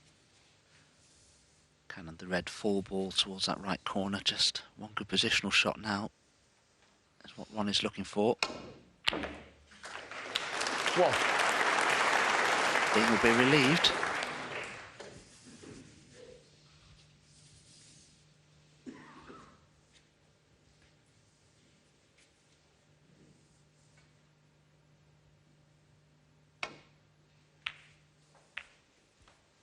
Ronnie O'Sullivan, 1.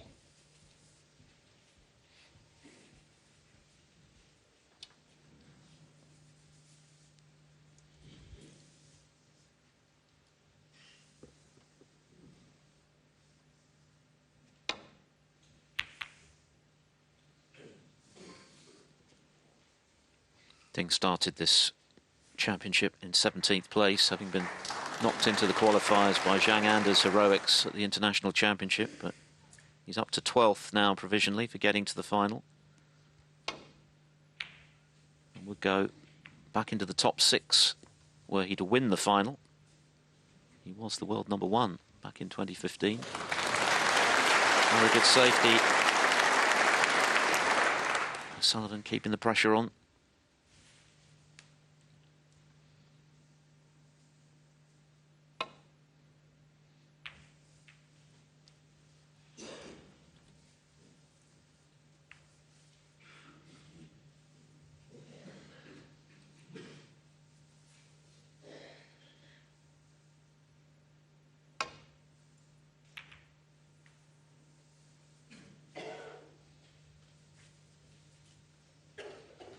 This again from Ronnie, almost an identical position.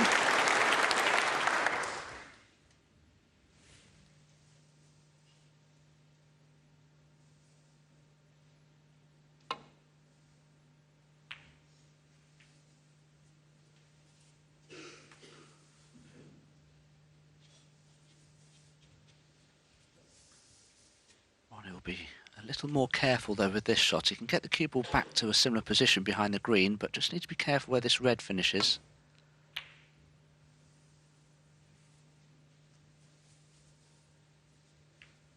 I think it's okay. Won't pop past the black, so it's pretty safe.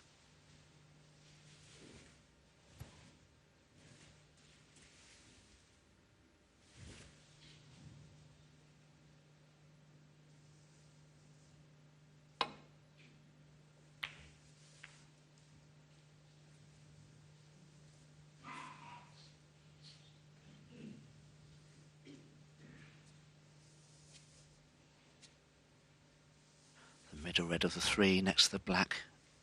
May cut into the right corner here. Wasn't far away. But look at the cue ball. Superb shot to nothing from Ronnie.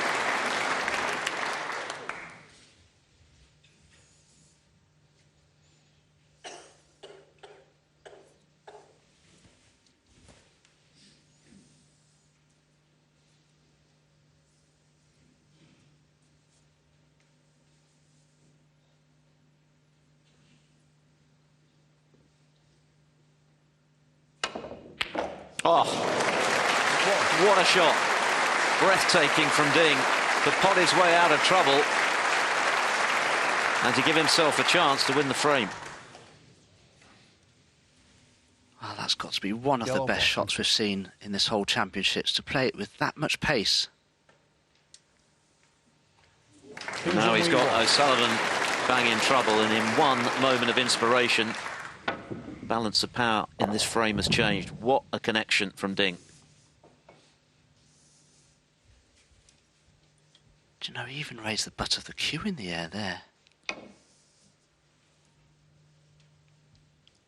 Not quite.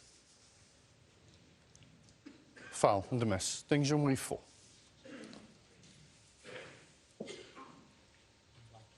Yeah.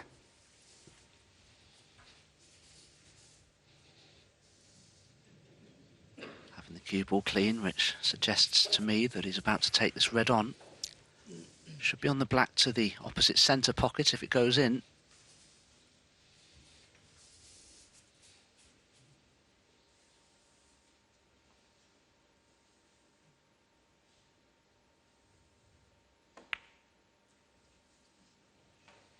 One. Well played, because that was missable, but he connected with it once again perfectly. Didn't touch the sides of the pocket.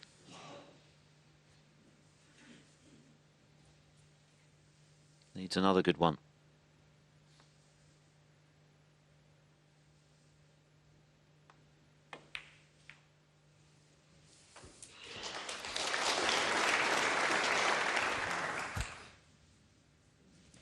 Eight.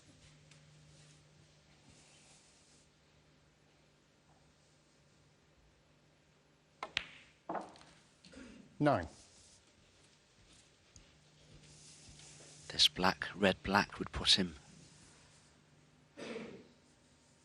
right back in contention in this frame as he approaches the very tricky yellow.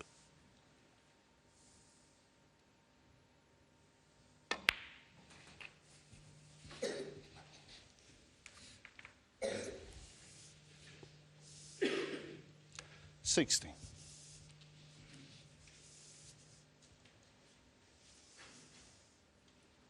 Will Ding stun up for the blue, I wonder here.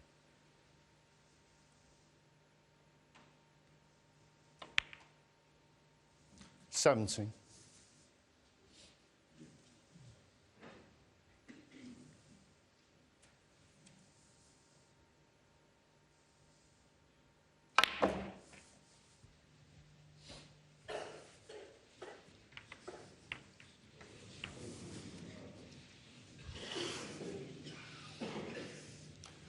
$24.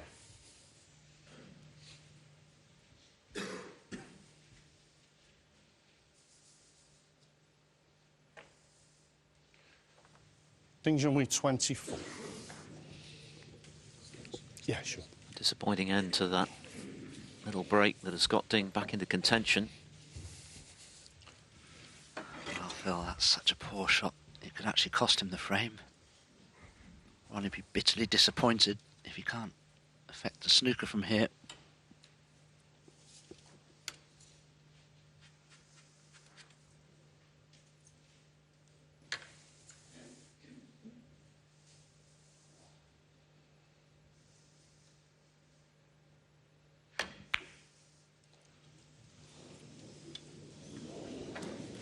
Cheers, Ronnie. Thank you. Thanks.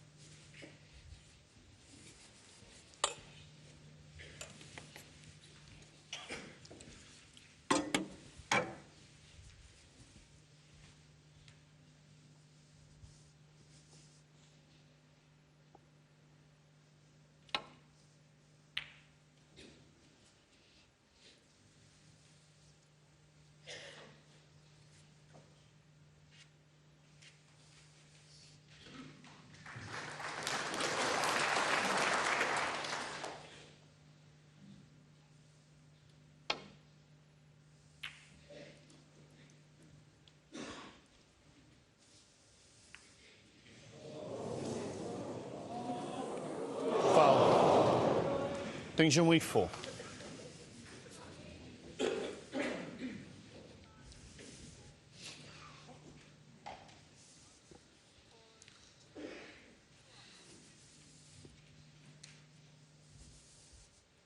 What a huge frame this is becoming for Ding Junhui. He can win it to get to within one, having lost the 2 frames that he did to fall 3-0 behind would really give him a huge boost. If he loses it, he's back to 3 behind again.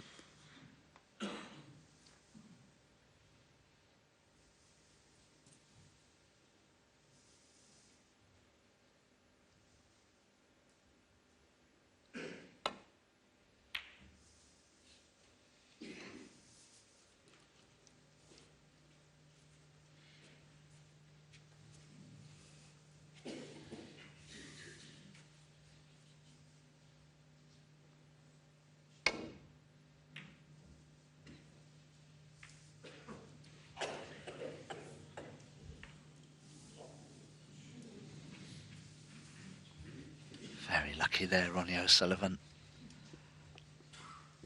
Just caught the yellow too thinly, wanted it to rebound from the side cushion and back across towards the black spot area. He may still take this yellow on, but as you can see, he's very, very hampered by the green. In fact, probably too much so.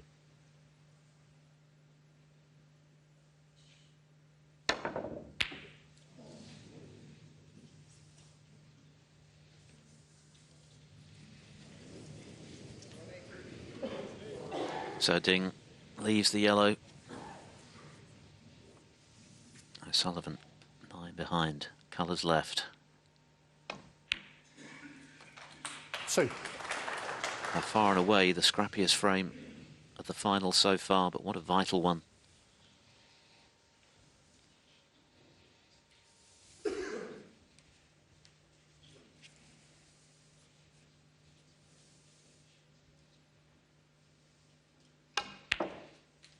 It looked as though that moment of magic from Ding with the sensational long red had turned the frame his way, but he failed to get position on the yellow, failed to execute a snooker, which he'll feel he should have done. And that let O'Sullivan back into the frame. So blue and pink required.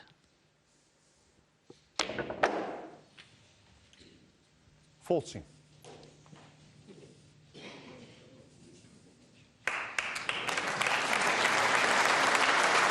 Terrific positional shot. It's not a gimme, but it's for a 4-1 lead.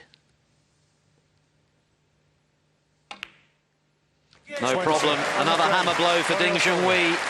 Another frame that Ronnie O'Sullivan has stolen from under his nose to restore his 3-frame cushion and move into a 4-frames-to-1 lead at the Barbican.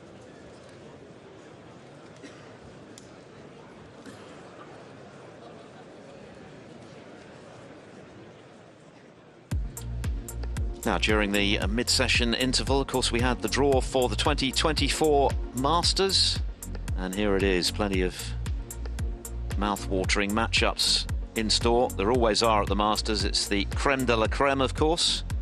As you can see at the top of the draw there, either Mark Williams or Ding Junhui. If Ding wins this UK final today, he will play Ali Carter. If he loses to O'Sullivan, then he'll be playing O'Sullivan again. Mark Selby up against Rob Milkins, who came so close to knocking out Ronnie O'Sullivan, and indeed probably should have done. He had 3 chances in the deciding frame, couldn't quite take them, and paid the price. Judd Trump, who missed out on the opportunity of winning his 4th title already this season last night at the hands of Ding. He plays Kyron Wilson. Mark Allen, last year's UK champion, up against John Higgins. O'Sullivan has mentioned to play either Williams or Ding, depending on the outcome of the final. Robertson against Hawkins. Murphy against Zhang. Brissell against Lazowski. That looks tasty.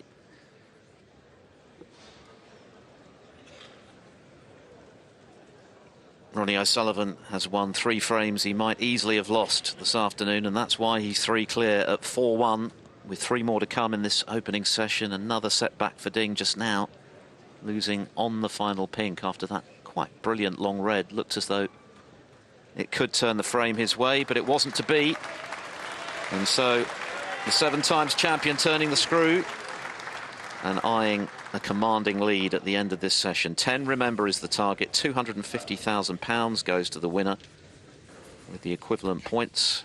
Thank you, the 6th And most importantly of all, for this pair of snooker superstars, the UK Championship trophy. O'Sullivan going to break his own record and make it 8.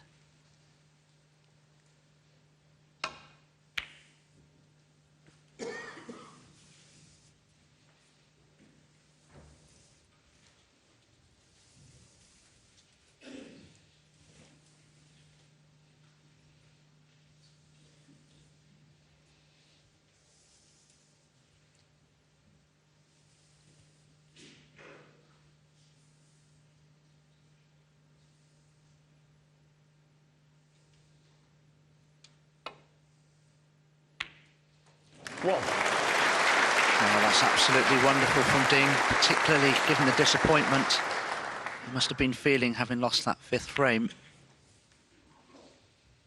Nicely on the black. Can he bring the 2 reds above it into play?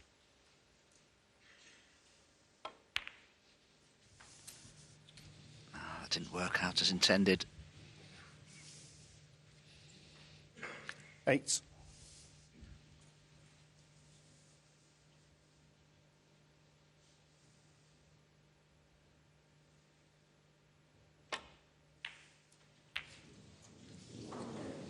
Ding Junhui 8. That looked ambitious, and he's not got away with it.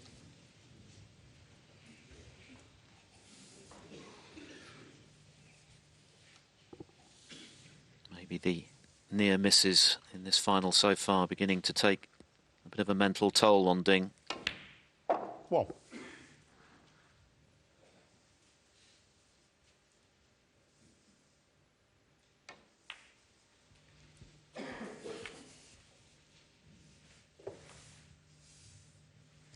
Six.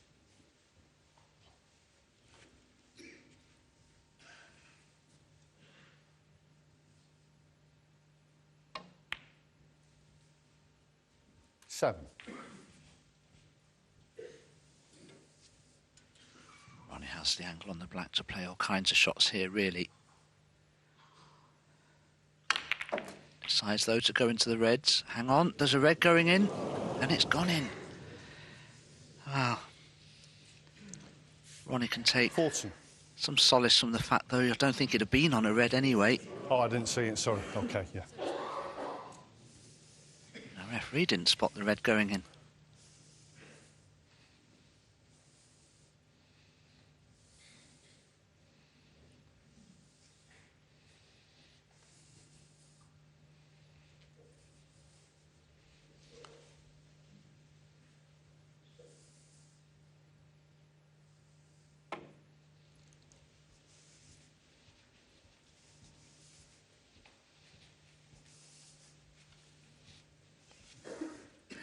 I don't know what Ding's played there. There could be 2 reds at the bottom of that little group of 4 near the pink that may be a plant. He didn't look at them. Whether they are, I don't know.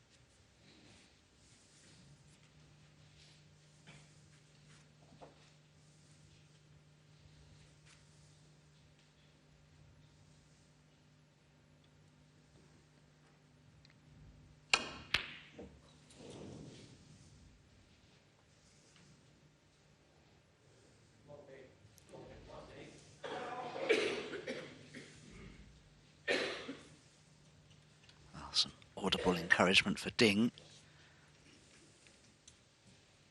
This is a great chance for him.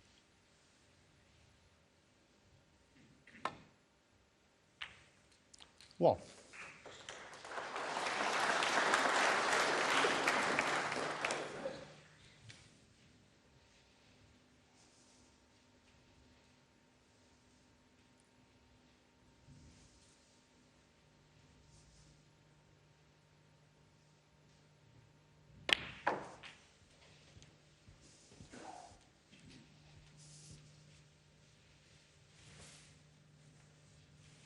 Was a weak one from Ding.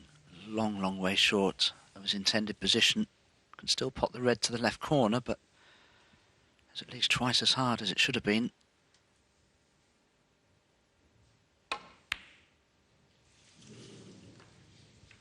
Ding Junhui 6.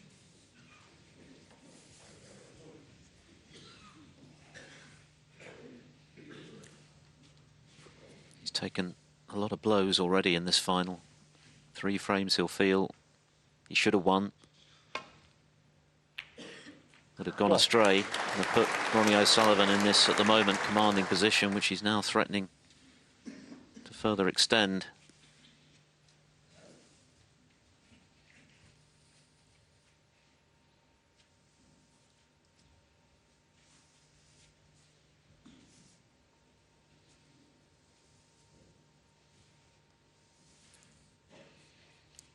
It's a 62nd ranking final appearance for O'Sullivan, going for his 40th title.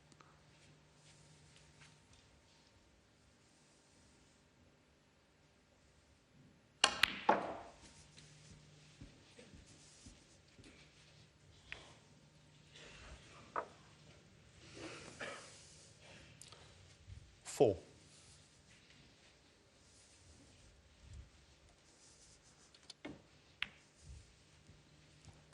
5. Could play another cannon if he wished into the 4 reds below the pink, just to use them as a stopper for the cue ball.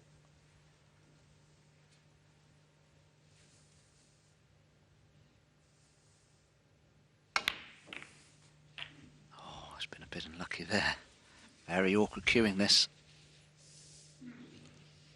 12. Yeah, sure.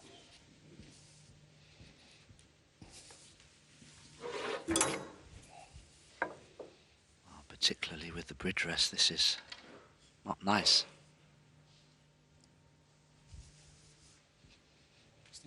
Yeah, sure. Yeah. As for the extended spider, never fun when you're having to cue over multiple balls like this. Only a tiny bit of the cue ball to aim at, and you're striking down from above. All sorts of things can go wrong. All kinds of equipment coming out now. We've got the scaffolding. Rest on bridge rest, as Dominic likes to call it. He's not a Spider-Man.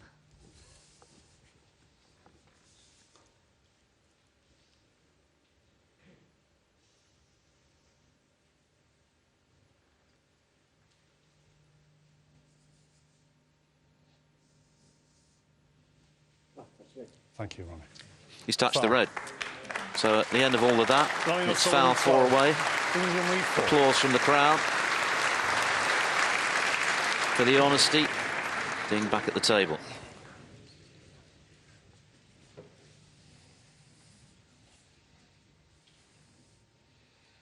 Yep.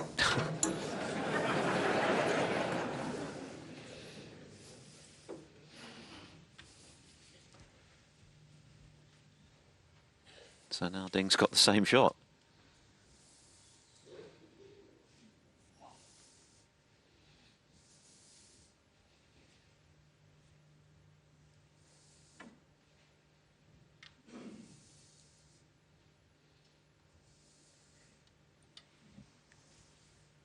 These implements do look rather ungainly, don't they?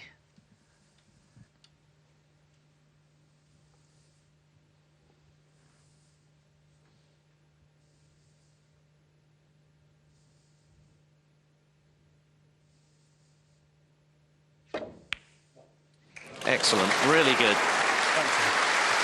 It didn't look much, that shot, but It was superbly executed, and it's given Ding a chance to claw a frame back. Well played.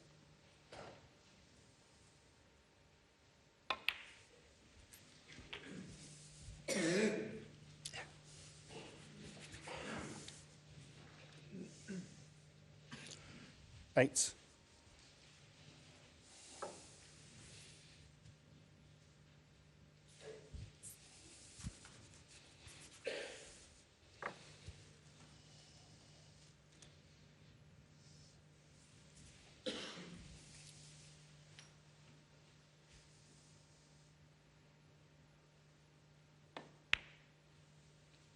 Nine.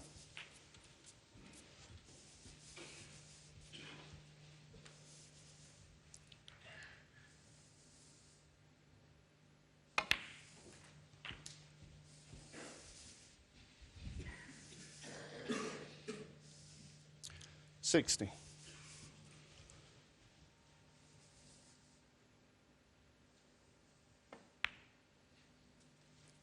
$70.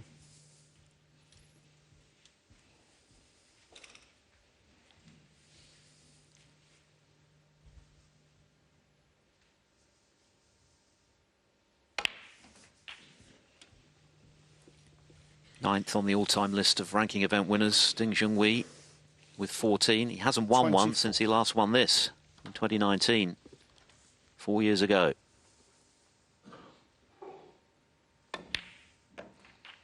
$25. Good news for Ding is that he won't need to bother about the two awkward reds on cushion rails.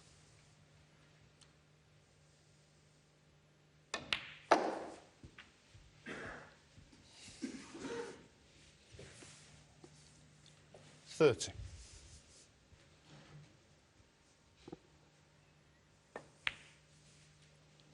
$31. Last year it was Ding building a commanding lead. 4-1 became 6-1 against Mark Allen. And at that stage there only looked to be one winner of the final. Allen had other ideas in the final session, winning 9 of the last 10 frames. The boots on the other foot today. Ding playing catch-up. 38. But that red 39. should win him his second frame. He's shown a lot of resilience throughout the week against Allen. 4-2 down, feeling decidedly under the weather. 4-5 down to Mark Williams. Last night was a tough battle with the player of the season, Judd Trump. He came through. 46. And all of those qualities required again today if he's to give Ronnie O'Sullivan a run for his money. O'Sullivan nods his head. He inadvertently fouled when he was using rest and bridge rest. Ding executed that shot and did the rest to close to 4-2.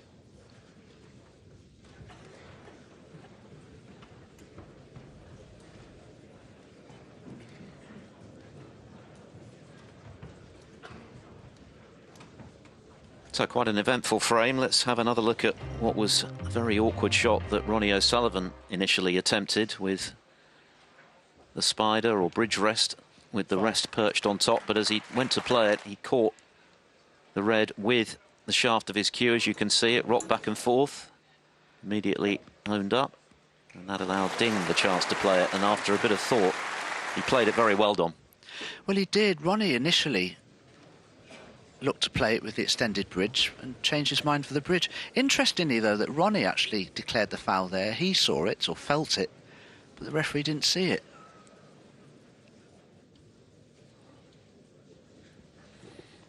And he also didn't see the red going in, did he?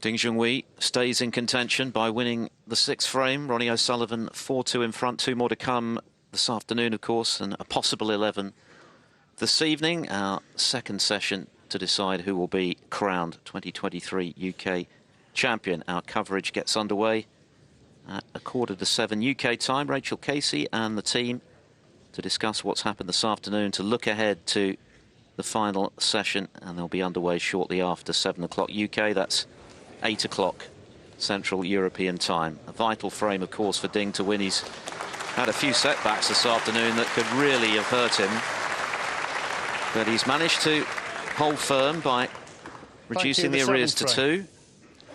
Ding Junhui to break. With 2 more to play in this session.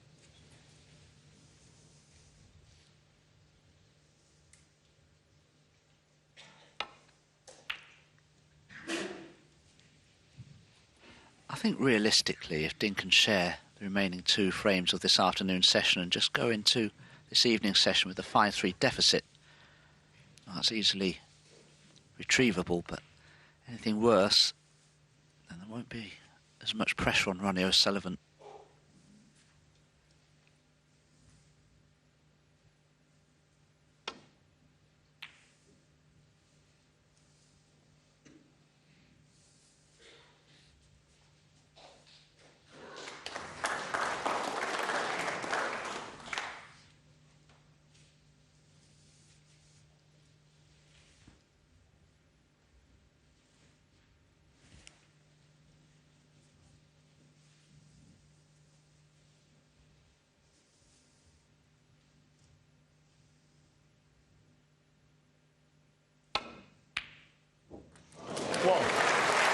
He has potted some long balls today, and that's another cracker into that left corner. The one in the 5th frame was one of the best of the tournament. That wasn't shabby either. Just the 1 point, though. Ding Junhui 1. I'm sure Ding attempted to hide this potentially potable red. Maybe the cue ball just deviated a fraction.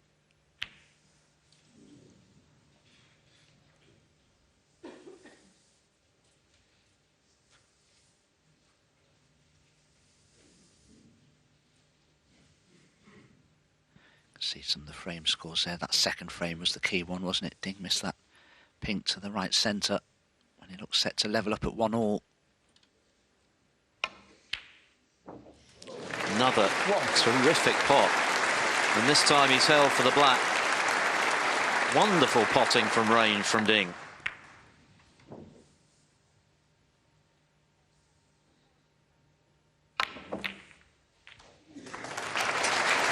He's going for it. He's not going to take a backward step in his bid to get right back into this final. 40. And after that miss pink, of course, it was the miss black into the left corner that cost him in the 3rd frame.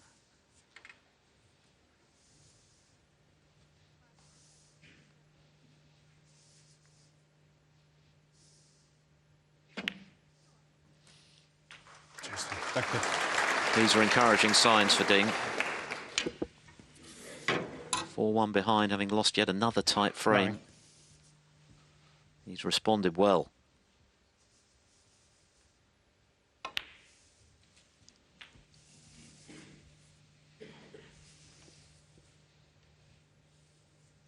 $16.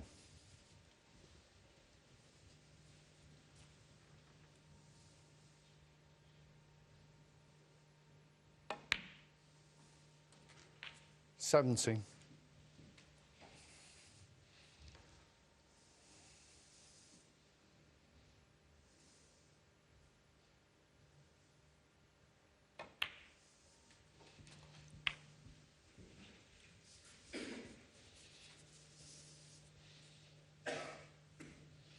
$24. Won the first of his 14 ranking titles as a wild card, beating the great Stephen Hendry in the process when he was just 18.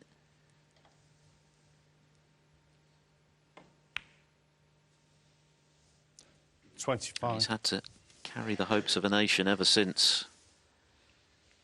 Scrutinised for his every shot, adored back home, but equally the pressure that he's had to deal with throughout his career to produce on the big occasion has been immense.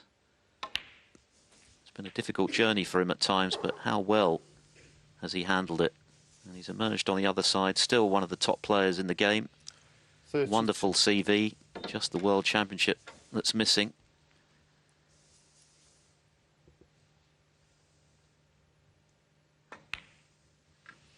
Thank you. But there's still time. 33. He's still only 36.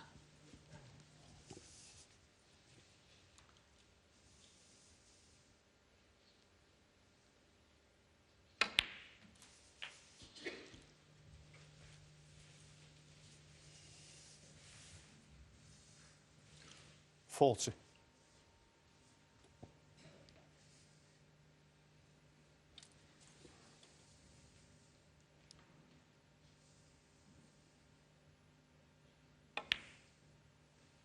$41.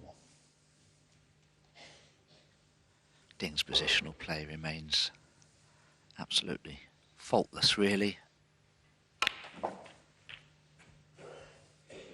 Majority of the balls that have cost him dearly have been rather simple misses, really, when in prime 48. position.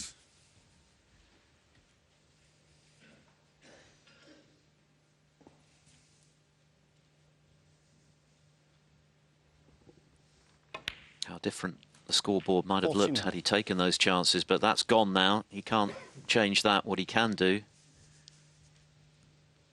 is get himself within a frame with one more to come in this session.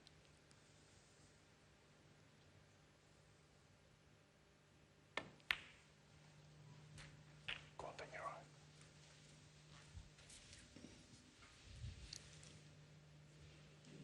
56. He's potted a couple of magnificent long balls early in this frame and then attacked the bunch to give himself the chance to win his second on the bounce.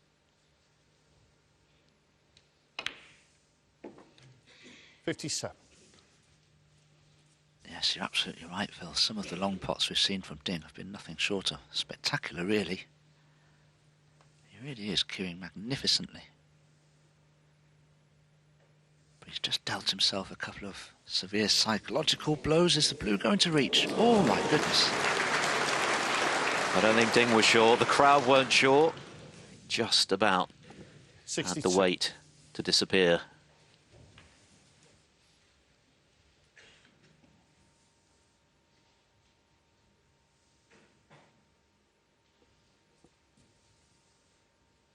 This red and another colour. 63.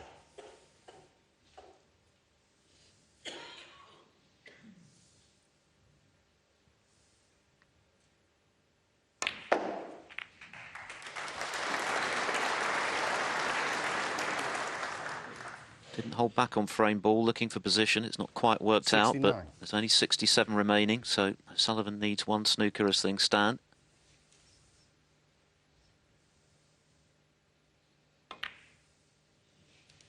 And he's not going to get the chance to play for them. Ding Junhui is showing real mettle here. 4-1 behind in the circumstances in which he lost 3 of those frames. Could really have laid him low, but he's come out fighting. 77. And he's back in the mix.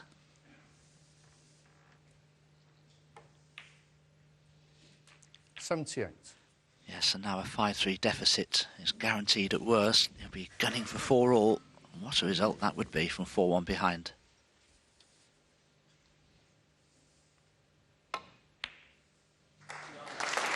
And he is cueing quite superbly.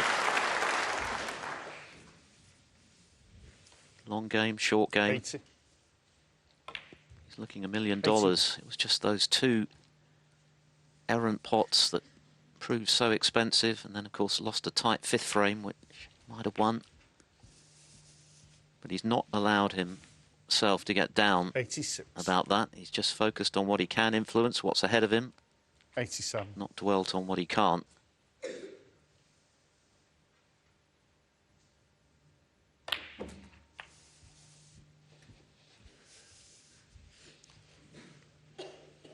$94. 95. And now within a pot of the 12th century of the tournament. Wonderful. This final is coming to the boil. Ronnie O'Sullivan was outstanding before the interval in punishing Ding's mistakes. But now it's the three-time champion's turn to show 105. his class.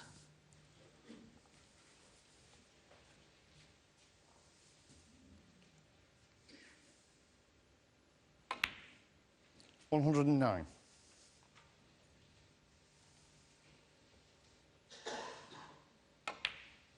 $114.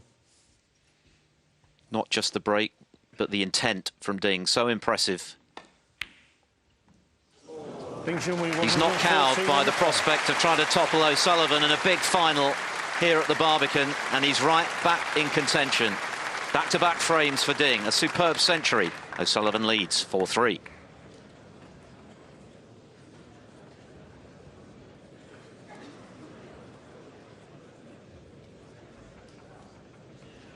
I think that was the most impressive frame that Ding has put together so far this afternoon, Dominic.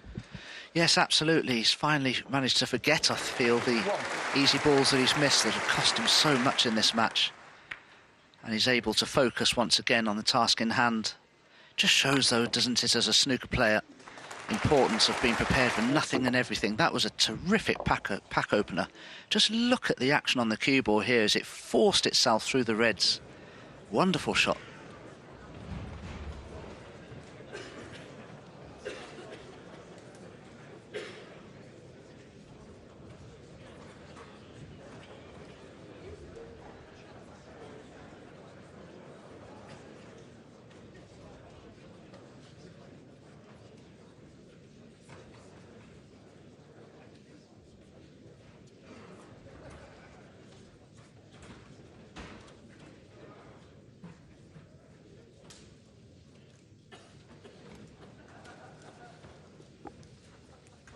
Ding Junhui is right back in contention here at the Barbican. He's won 3 of the last 4 frames from 3-0 behind. Having lost 2 frames, he'll feel he should have won. Thank you. The final frame of the session. Ronnie O'Sullivan to break. He's shown his tenacity once again. And so Ronnie O'Sullivan breaking off in a bid to take a 2-frame cushion into the finale tonight.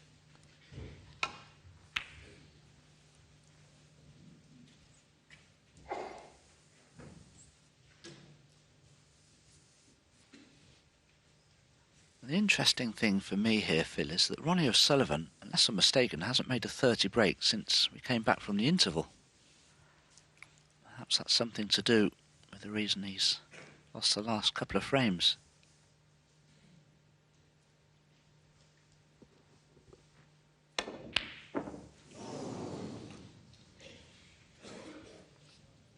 Correct. His highest break, in fact, since he led 3-0 is just 31. Of course, he pinched that very tight 5th frame on the pink.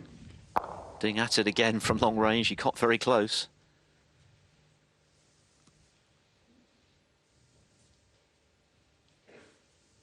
Just 19 points from O'Sullivan in the last 2 frames. 60 centuries here at the venue. We had 80 in qualifying, including, of course, a maximum from Zhu Se against Mai Hailong. And if anyone makes 2 in the Triple Crown Series this season, they'll be picking up a bonus of £147,000.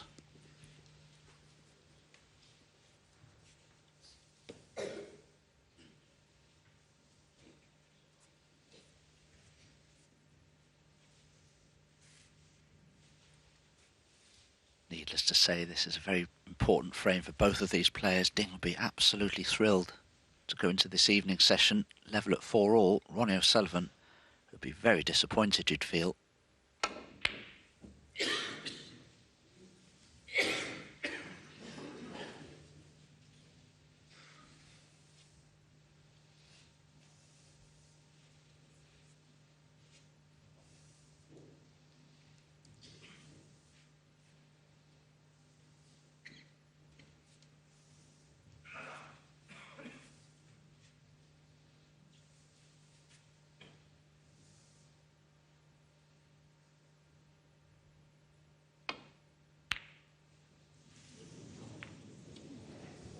Just a little out of stroke now, O'Sullivan, having been largely confined to his chair since he led 4-1.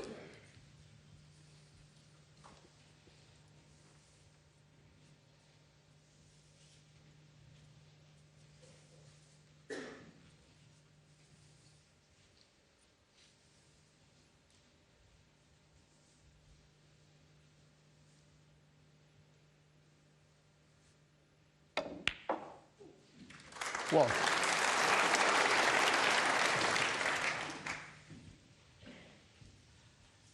Ding will be looking to get onto the black as soon as possible. I wonder if that red next to the black will pot anywhere. It's very tight. It's not touching the black, but it's very 6. close.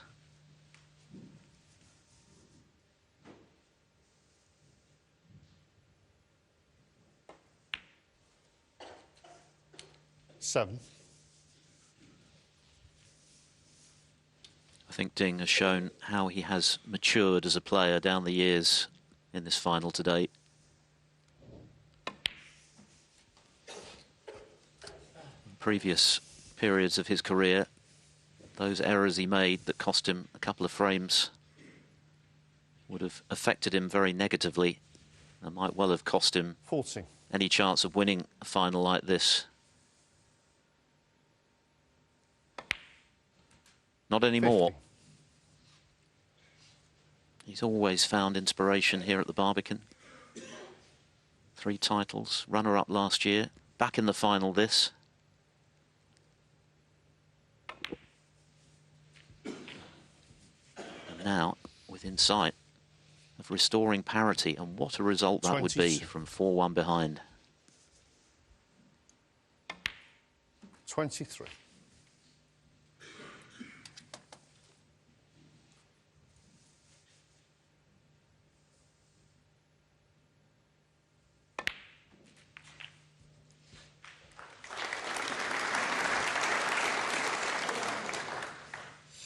Doesn't have 30. the angle just to run through for the black directly, but he may be able to just nudge off the reds to do so. I'll say nudge off the reds. 31. Blasted through them. But he does have some sort of a shot at the black, but my goodness, there's pressure on this. Feels like he's really picked up the pace as well, Ding, in the last couple of frames. There's been real intent about the way in which he's gone about his snooker. Playing at 20 seconds a shot now, just 1 second slower than O'Sullivan. And that is another terrific recovery pot. He's in the zone. 38. Had to get it.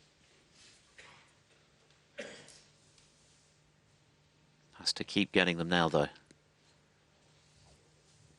What a chance he's created for himself here to get out of this session on as even.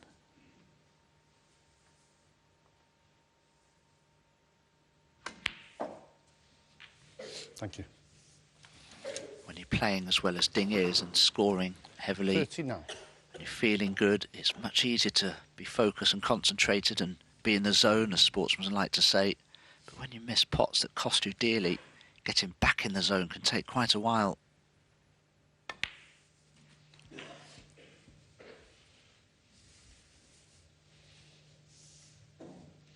$46.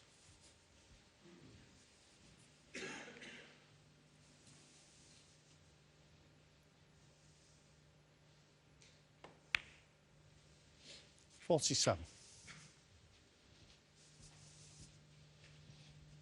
His record overall against O'Sullivan is modest, just 5 wins to O'Sullivan's 19.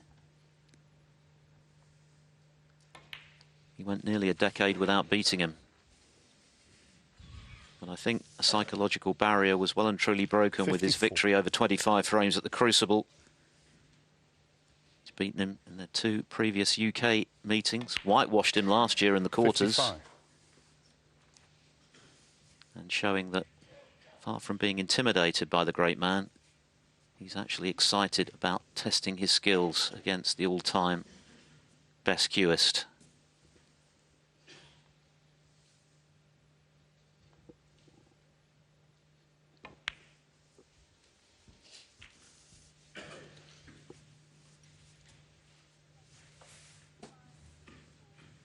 $62.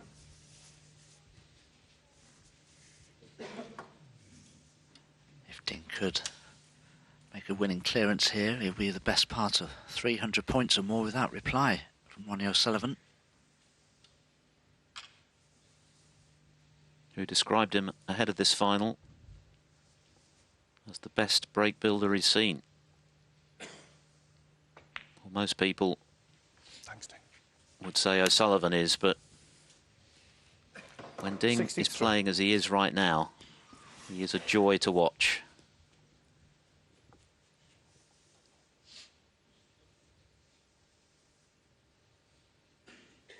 And he's 2 balls away from 4 each.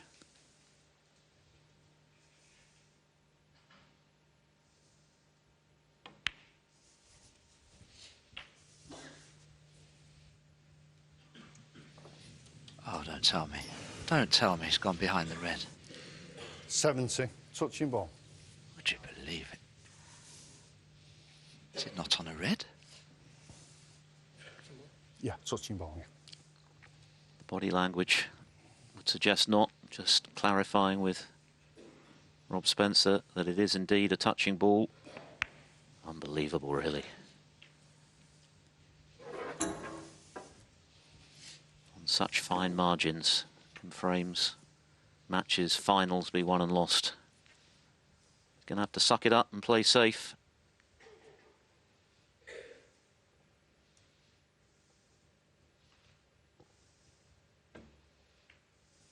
Thanks, Ding. Ding Junhui 7. Yes, put in the black safe because he knows that Ronnie O'Sullivan will need it. 6 red, 6 pinks and all the colours wouldn't quite be enough.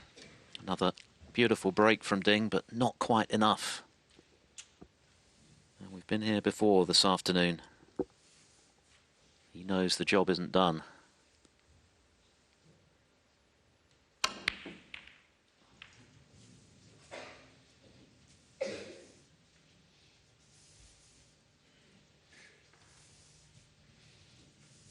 Fair to say that didn't go to plan, but what's he left? Nothing easy for sure. The red is frame ball.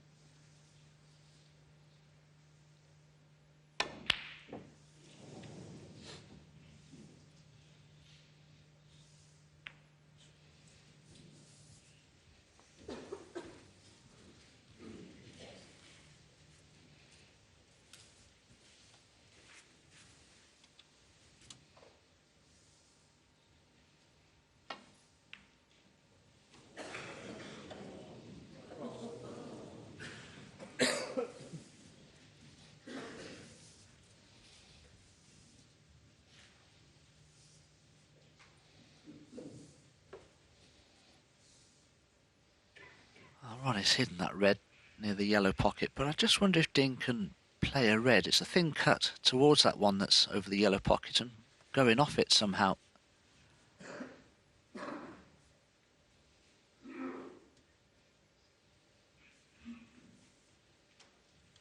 Can you turn that off, please? Just having a look at it now as our referee Rob Spencer absconds somebody for having a phone on.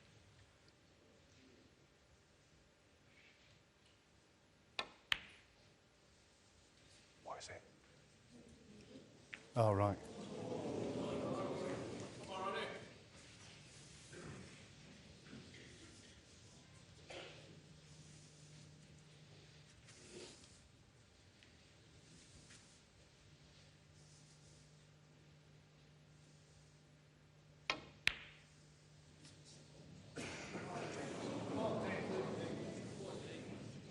Well, surely that's it for O'Sullivan in this frame. What a turnaround in this session. O'Sullivan looked pin sharp early on. He was punishing Ding's mistakes, and there were a couple of glaring ones that cost him 2 frames back to back. Found him 3-0 behind. Then he lost a tight one for 4-1 behind, and he might have folded. He's done the complete opposite. He's also fluked himself a snooker on the red. It doesn't matter. What a final here at the UK Championship we now have in store this evening. It's a stirring fight back from Ding Junhui. He managed to block out the errors he'd made that saw him for 4 frames to 1 behind. He's won 3 on the bounce quite brilliantly, and it's set up perfectly for the finale tonight. They both need 6 frames for the title. It couldn't be closer. It's 4 frames all.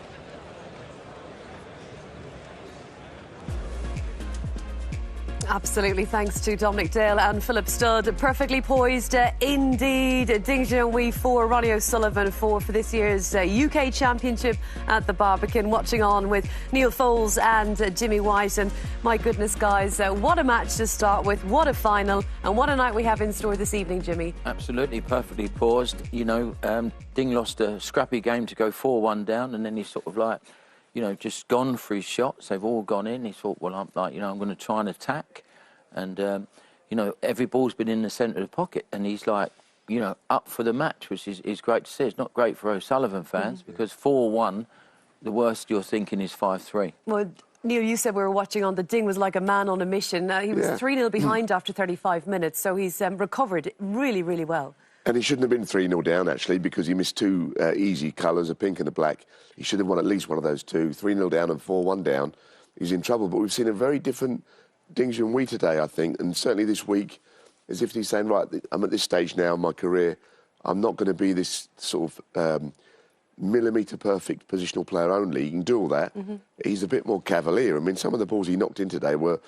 If Judd Trump played them, we'd be raving over it. And some of the shots he played were quite death-defying, you know, in a couple of shots in the last frame. So he's playing what-the-hell snooker. Whether he can do that tonight, because there's a title to be won, different game. That. It sounds like a brand new brand. What the hell snooker? Yeah. Before we get to some of the spectacular snooker from Ding Junhui in the last couple of frames, let's just take a look at frame 6 then. And it's Ronnie O'Sullivan in, pots the black, and we'll watch on. It's frame 6 and pots the black. And no doubt the eagle-eyed among you at home will have seen that drop the red into the middle pocket. But Rob Spencer, referee, he's missed it. Let's have a listen. Oh, I didn't see it, sorry. OK, yeah. And it was Ronnie that has quickly told him that the red did go in. Jimmy? Yeah, and that shot there, he looked really uncomfortable in this. Ronnie's like always declares his own fouls. We all do. And there, Ding looked much more comfortable now. You could see Ronnie was applauding that shot because he knew how difficult it was. If that doesn't go hampered there, you know, Ronnie definitely goes 5-1 up. So like a few little shots have gone Ding's way the second half, which is fair enough because in the first 3 frames, he should have at least won one of them frames. And just how tough was that shot? Because all the gadgets were out there, Neil. Oh, they're always tough, you know. The extended spider or the, what does he call it, the bridge rest, or Dominic calls it. You know, you don't see it very often because it's not a nice shot to be playing, all that elevation. But Ding did make it look easier, as Jimmy said, than Ronnie did. For sure. And then frame 7, Jimmy, you were really purring over a few of these shots. It was a seriously impressive century break, starting off with this spectacular long red. You know, this shot, you know, OK, you expect him to get close, it goes in the pocket, wobbles, but this next shot, you know, he powers into the reds. He wants to, like, get the frame 1 in one visit. He's not just tried to open them, he's gone right away through them. And the white still got top spin, moves over there to the red. And like Ding in this form, he's gonna make the frame 1 in one visit. You know, that's what he's all about. But I like what Neil said. It's sort of like, you know, shackles are off. He's going for his shots, and he looks like he's in a good frame of mind at the moment. Well, you've mentioned the resilience and the tenacity all week, and now this cavalier approach. And we get to frame 8. There's a shot that you were quite interested in. Well, he played a shot here, which I think is so difficult for anybody to play. He could have easily screwed off this bunch and back for a blue. Most players would have played it. But he tried to plough the cue ball through all of these reds. Now, most of the time, you get stuck in the middle of them. The cue ball's trying its best to come through, sort of found a way, but it can easily be embedded in the reds. Look at this. You've got to get so much on it. You've got to get about 3 revolutions of the ball. And he got on the black, but now he's got to pot the black. Yeah, it was a difficult black. You know, it was quite easy for him to screw off the pack. He's not on the blue, he's on a bulk colour. So, you know, it just shows you how confident he is. And, you know, that black was missable with the rest. So, you know, that was a great shot. You knew from that moment on he was going to win the frame. Yeah, and I think we haven't always seen that real confidence from Ding this season. I'll tell you what we have seen from him, the other events that Eurosport covers, certainly at the English Open in Brentwood with Liu Hongyu, who he lost to. We've seen frustration, complete frustration, where he's fallen apart. I mean, I think it's incredible how he's managed to pull himself together. We talk about the venue, the championship, and just how much he loves it, but it's a serious turnaround to see him play an approach like that. Well, maybe he just sees things differently now. And that Liu Hongyu match, he didn't even play a poor shot, and he sort of banged the table. I thought that's unlike him. And maybe he's thought, like, why am I getting so worked up about this? I've been a great player for years. He's probably not in any financial problems. I'd be surprised if he is. If he is, we're all in not trouble. Pepper, that's for sure. No, But he did turn up. He did turn up with the wrong trousers on, didn't he? That day, remember he turned up with brown well, trousers it wasn't the same day, but it was the same Oh, team. You're right, I think. though. Someone, First I think tournament. someone got the tin tack. That's well, for sure. we also were watching this. We also had a bit of fun off camera there. We were doing our UK Championship quiz, the one in the programme. Yeah. No good. No good. No good, no. That question wasn't it, though, about Well, you Ding? were filming that, was you? No, Okay. it was not. Ding did turn up without the trousers. It just shows you, like, how he's all got it together. Yeah, he really does like this venue, it has to be said. And he would be, you know, in his mind, he didn't feel good coming into this tournament. Should have got beat by Mike and managed to get through. And he's just gone from strength to strength. As Neil said, and I agree, I think in the final now, even at 3-0 down, you know, he got himself together. Now 4 each, he's got a fancy, he's got a chance. And I'm sure Ding will be drawing on his 6-0 victory in the quarter-final against Ronnie here last year. Do you think that Ronnie is the ultimate challenge to play in a final for all snooker players? And with that in mind, how much do you have to raise your game? Is it bringing out the best in Ding? Yeah, I think so. And I think that, I mean, I was saying it, Jimmy was completely with Ronnie, I was with Ding today, but I thought I was wrong. I could still be wrong. But what I would say is that despite Ronnie's great record against Ding, Ding will not be frightened to beat him tonight. And I'm not sure whether everyone that Ronnie's played so far, deep in their hearts, fancied winning, because they've hardly ever done it before. And I don't think Ronnie was playing that well, so I think Ronnie had to play better. But you know it's in the bag for Ronnie, like he was when he was in that third session in the World Championship against Judd Trump. Judd Trump beat him 6-2 to get the match close, and then he come out and kicked on again. You know, he's such a great winner, Listen, Ronnie. the way he can reset. Yeah, listen, he don't win all them tournaments by not being behind and in front, but we know normally he's the best front runner we've ever seen. But from Ding's point of view, can he come out now at 4-4? Now he's got back into the match by just playing devil-may-care snooker. Can he come out tonight and play like that again from scratch at 4-4 when you kind of want to go back into your shell a bit and be a bit more containing? You know, would he have to be behind to play like that, or is he going to come out and go bang, bang, bang and carry on? If so, everyone's in trouble. The what the hell snooker. Yeah, what the hell, I like that one. Yeah.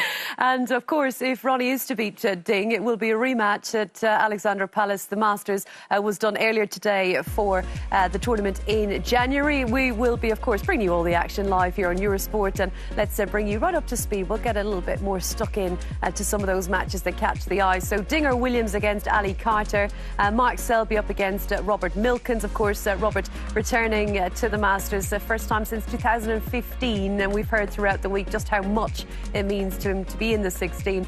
Judd Trump and Kyron Wilson, the reigning Masters champion Judd. Mark Allen, former winner, up against a two-time winner in John Higgins. And then you've got Ronnie O'Sullivan, either Williams or Ding. And Neil Robertson, Barry Hawkins, that's a repeat of the 2022 final where Robbo came out on top. And then Sean Murphy up against Zhang Anda, of course, a debut for Zhang. What a special occasion that will be. And Luca Bracel against Jack Lisowski. I think we love the brand of snooker both players play with Bracel and Lisowski down at the bottom.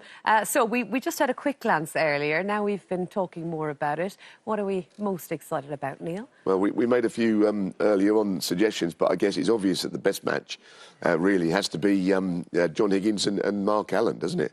Great game, that is.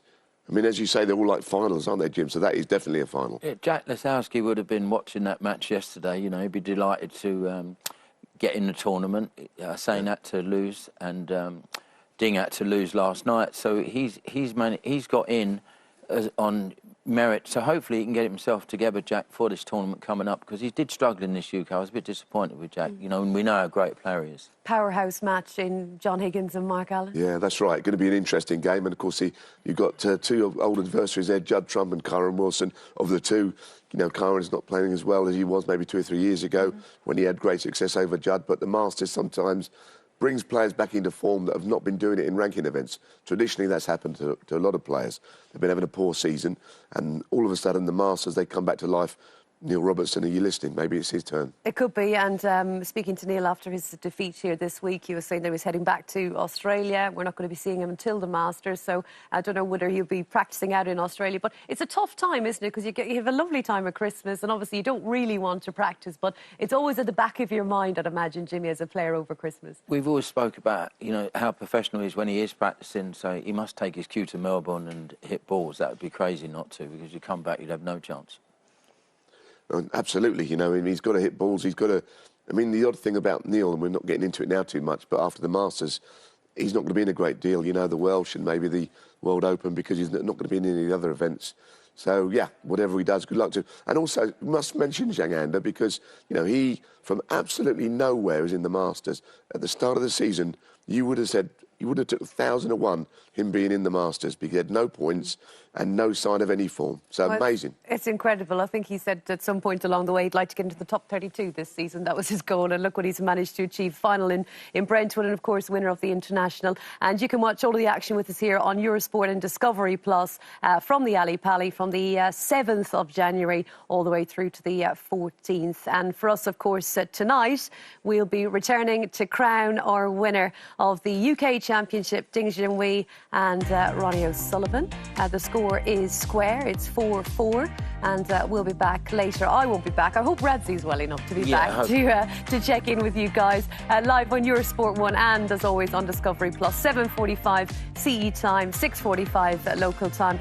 Good to check in with you too. It's been a pleasure as ever.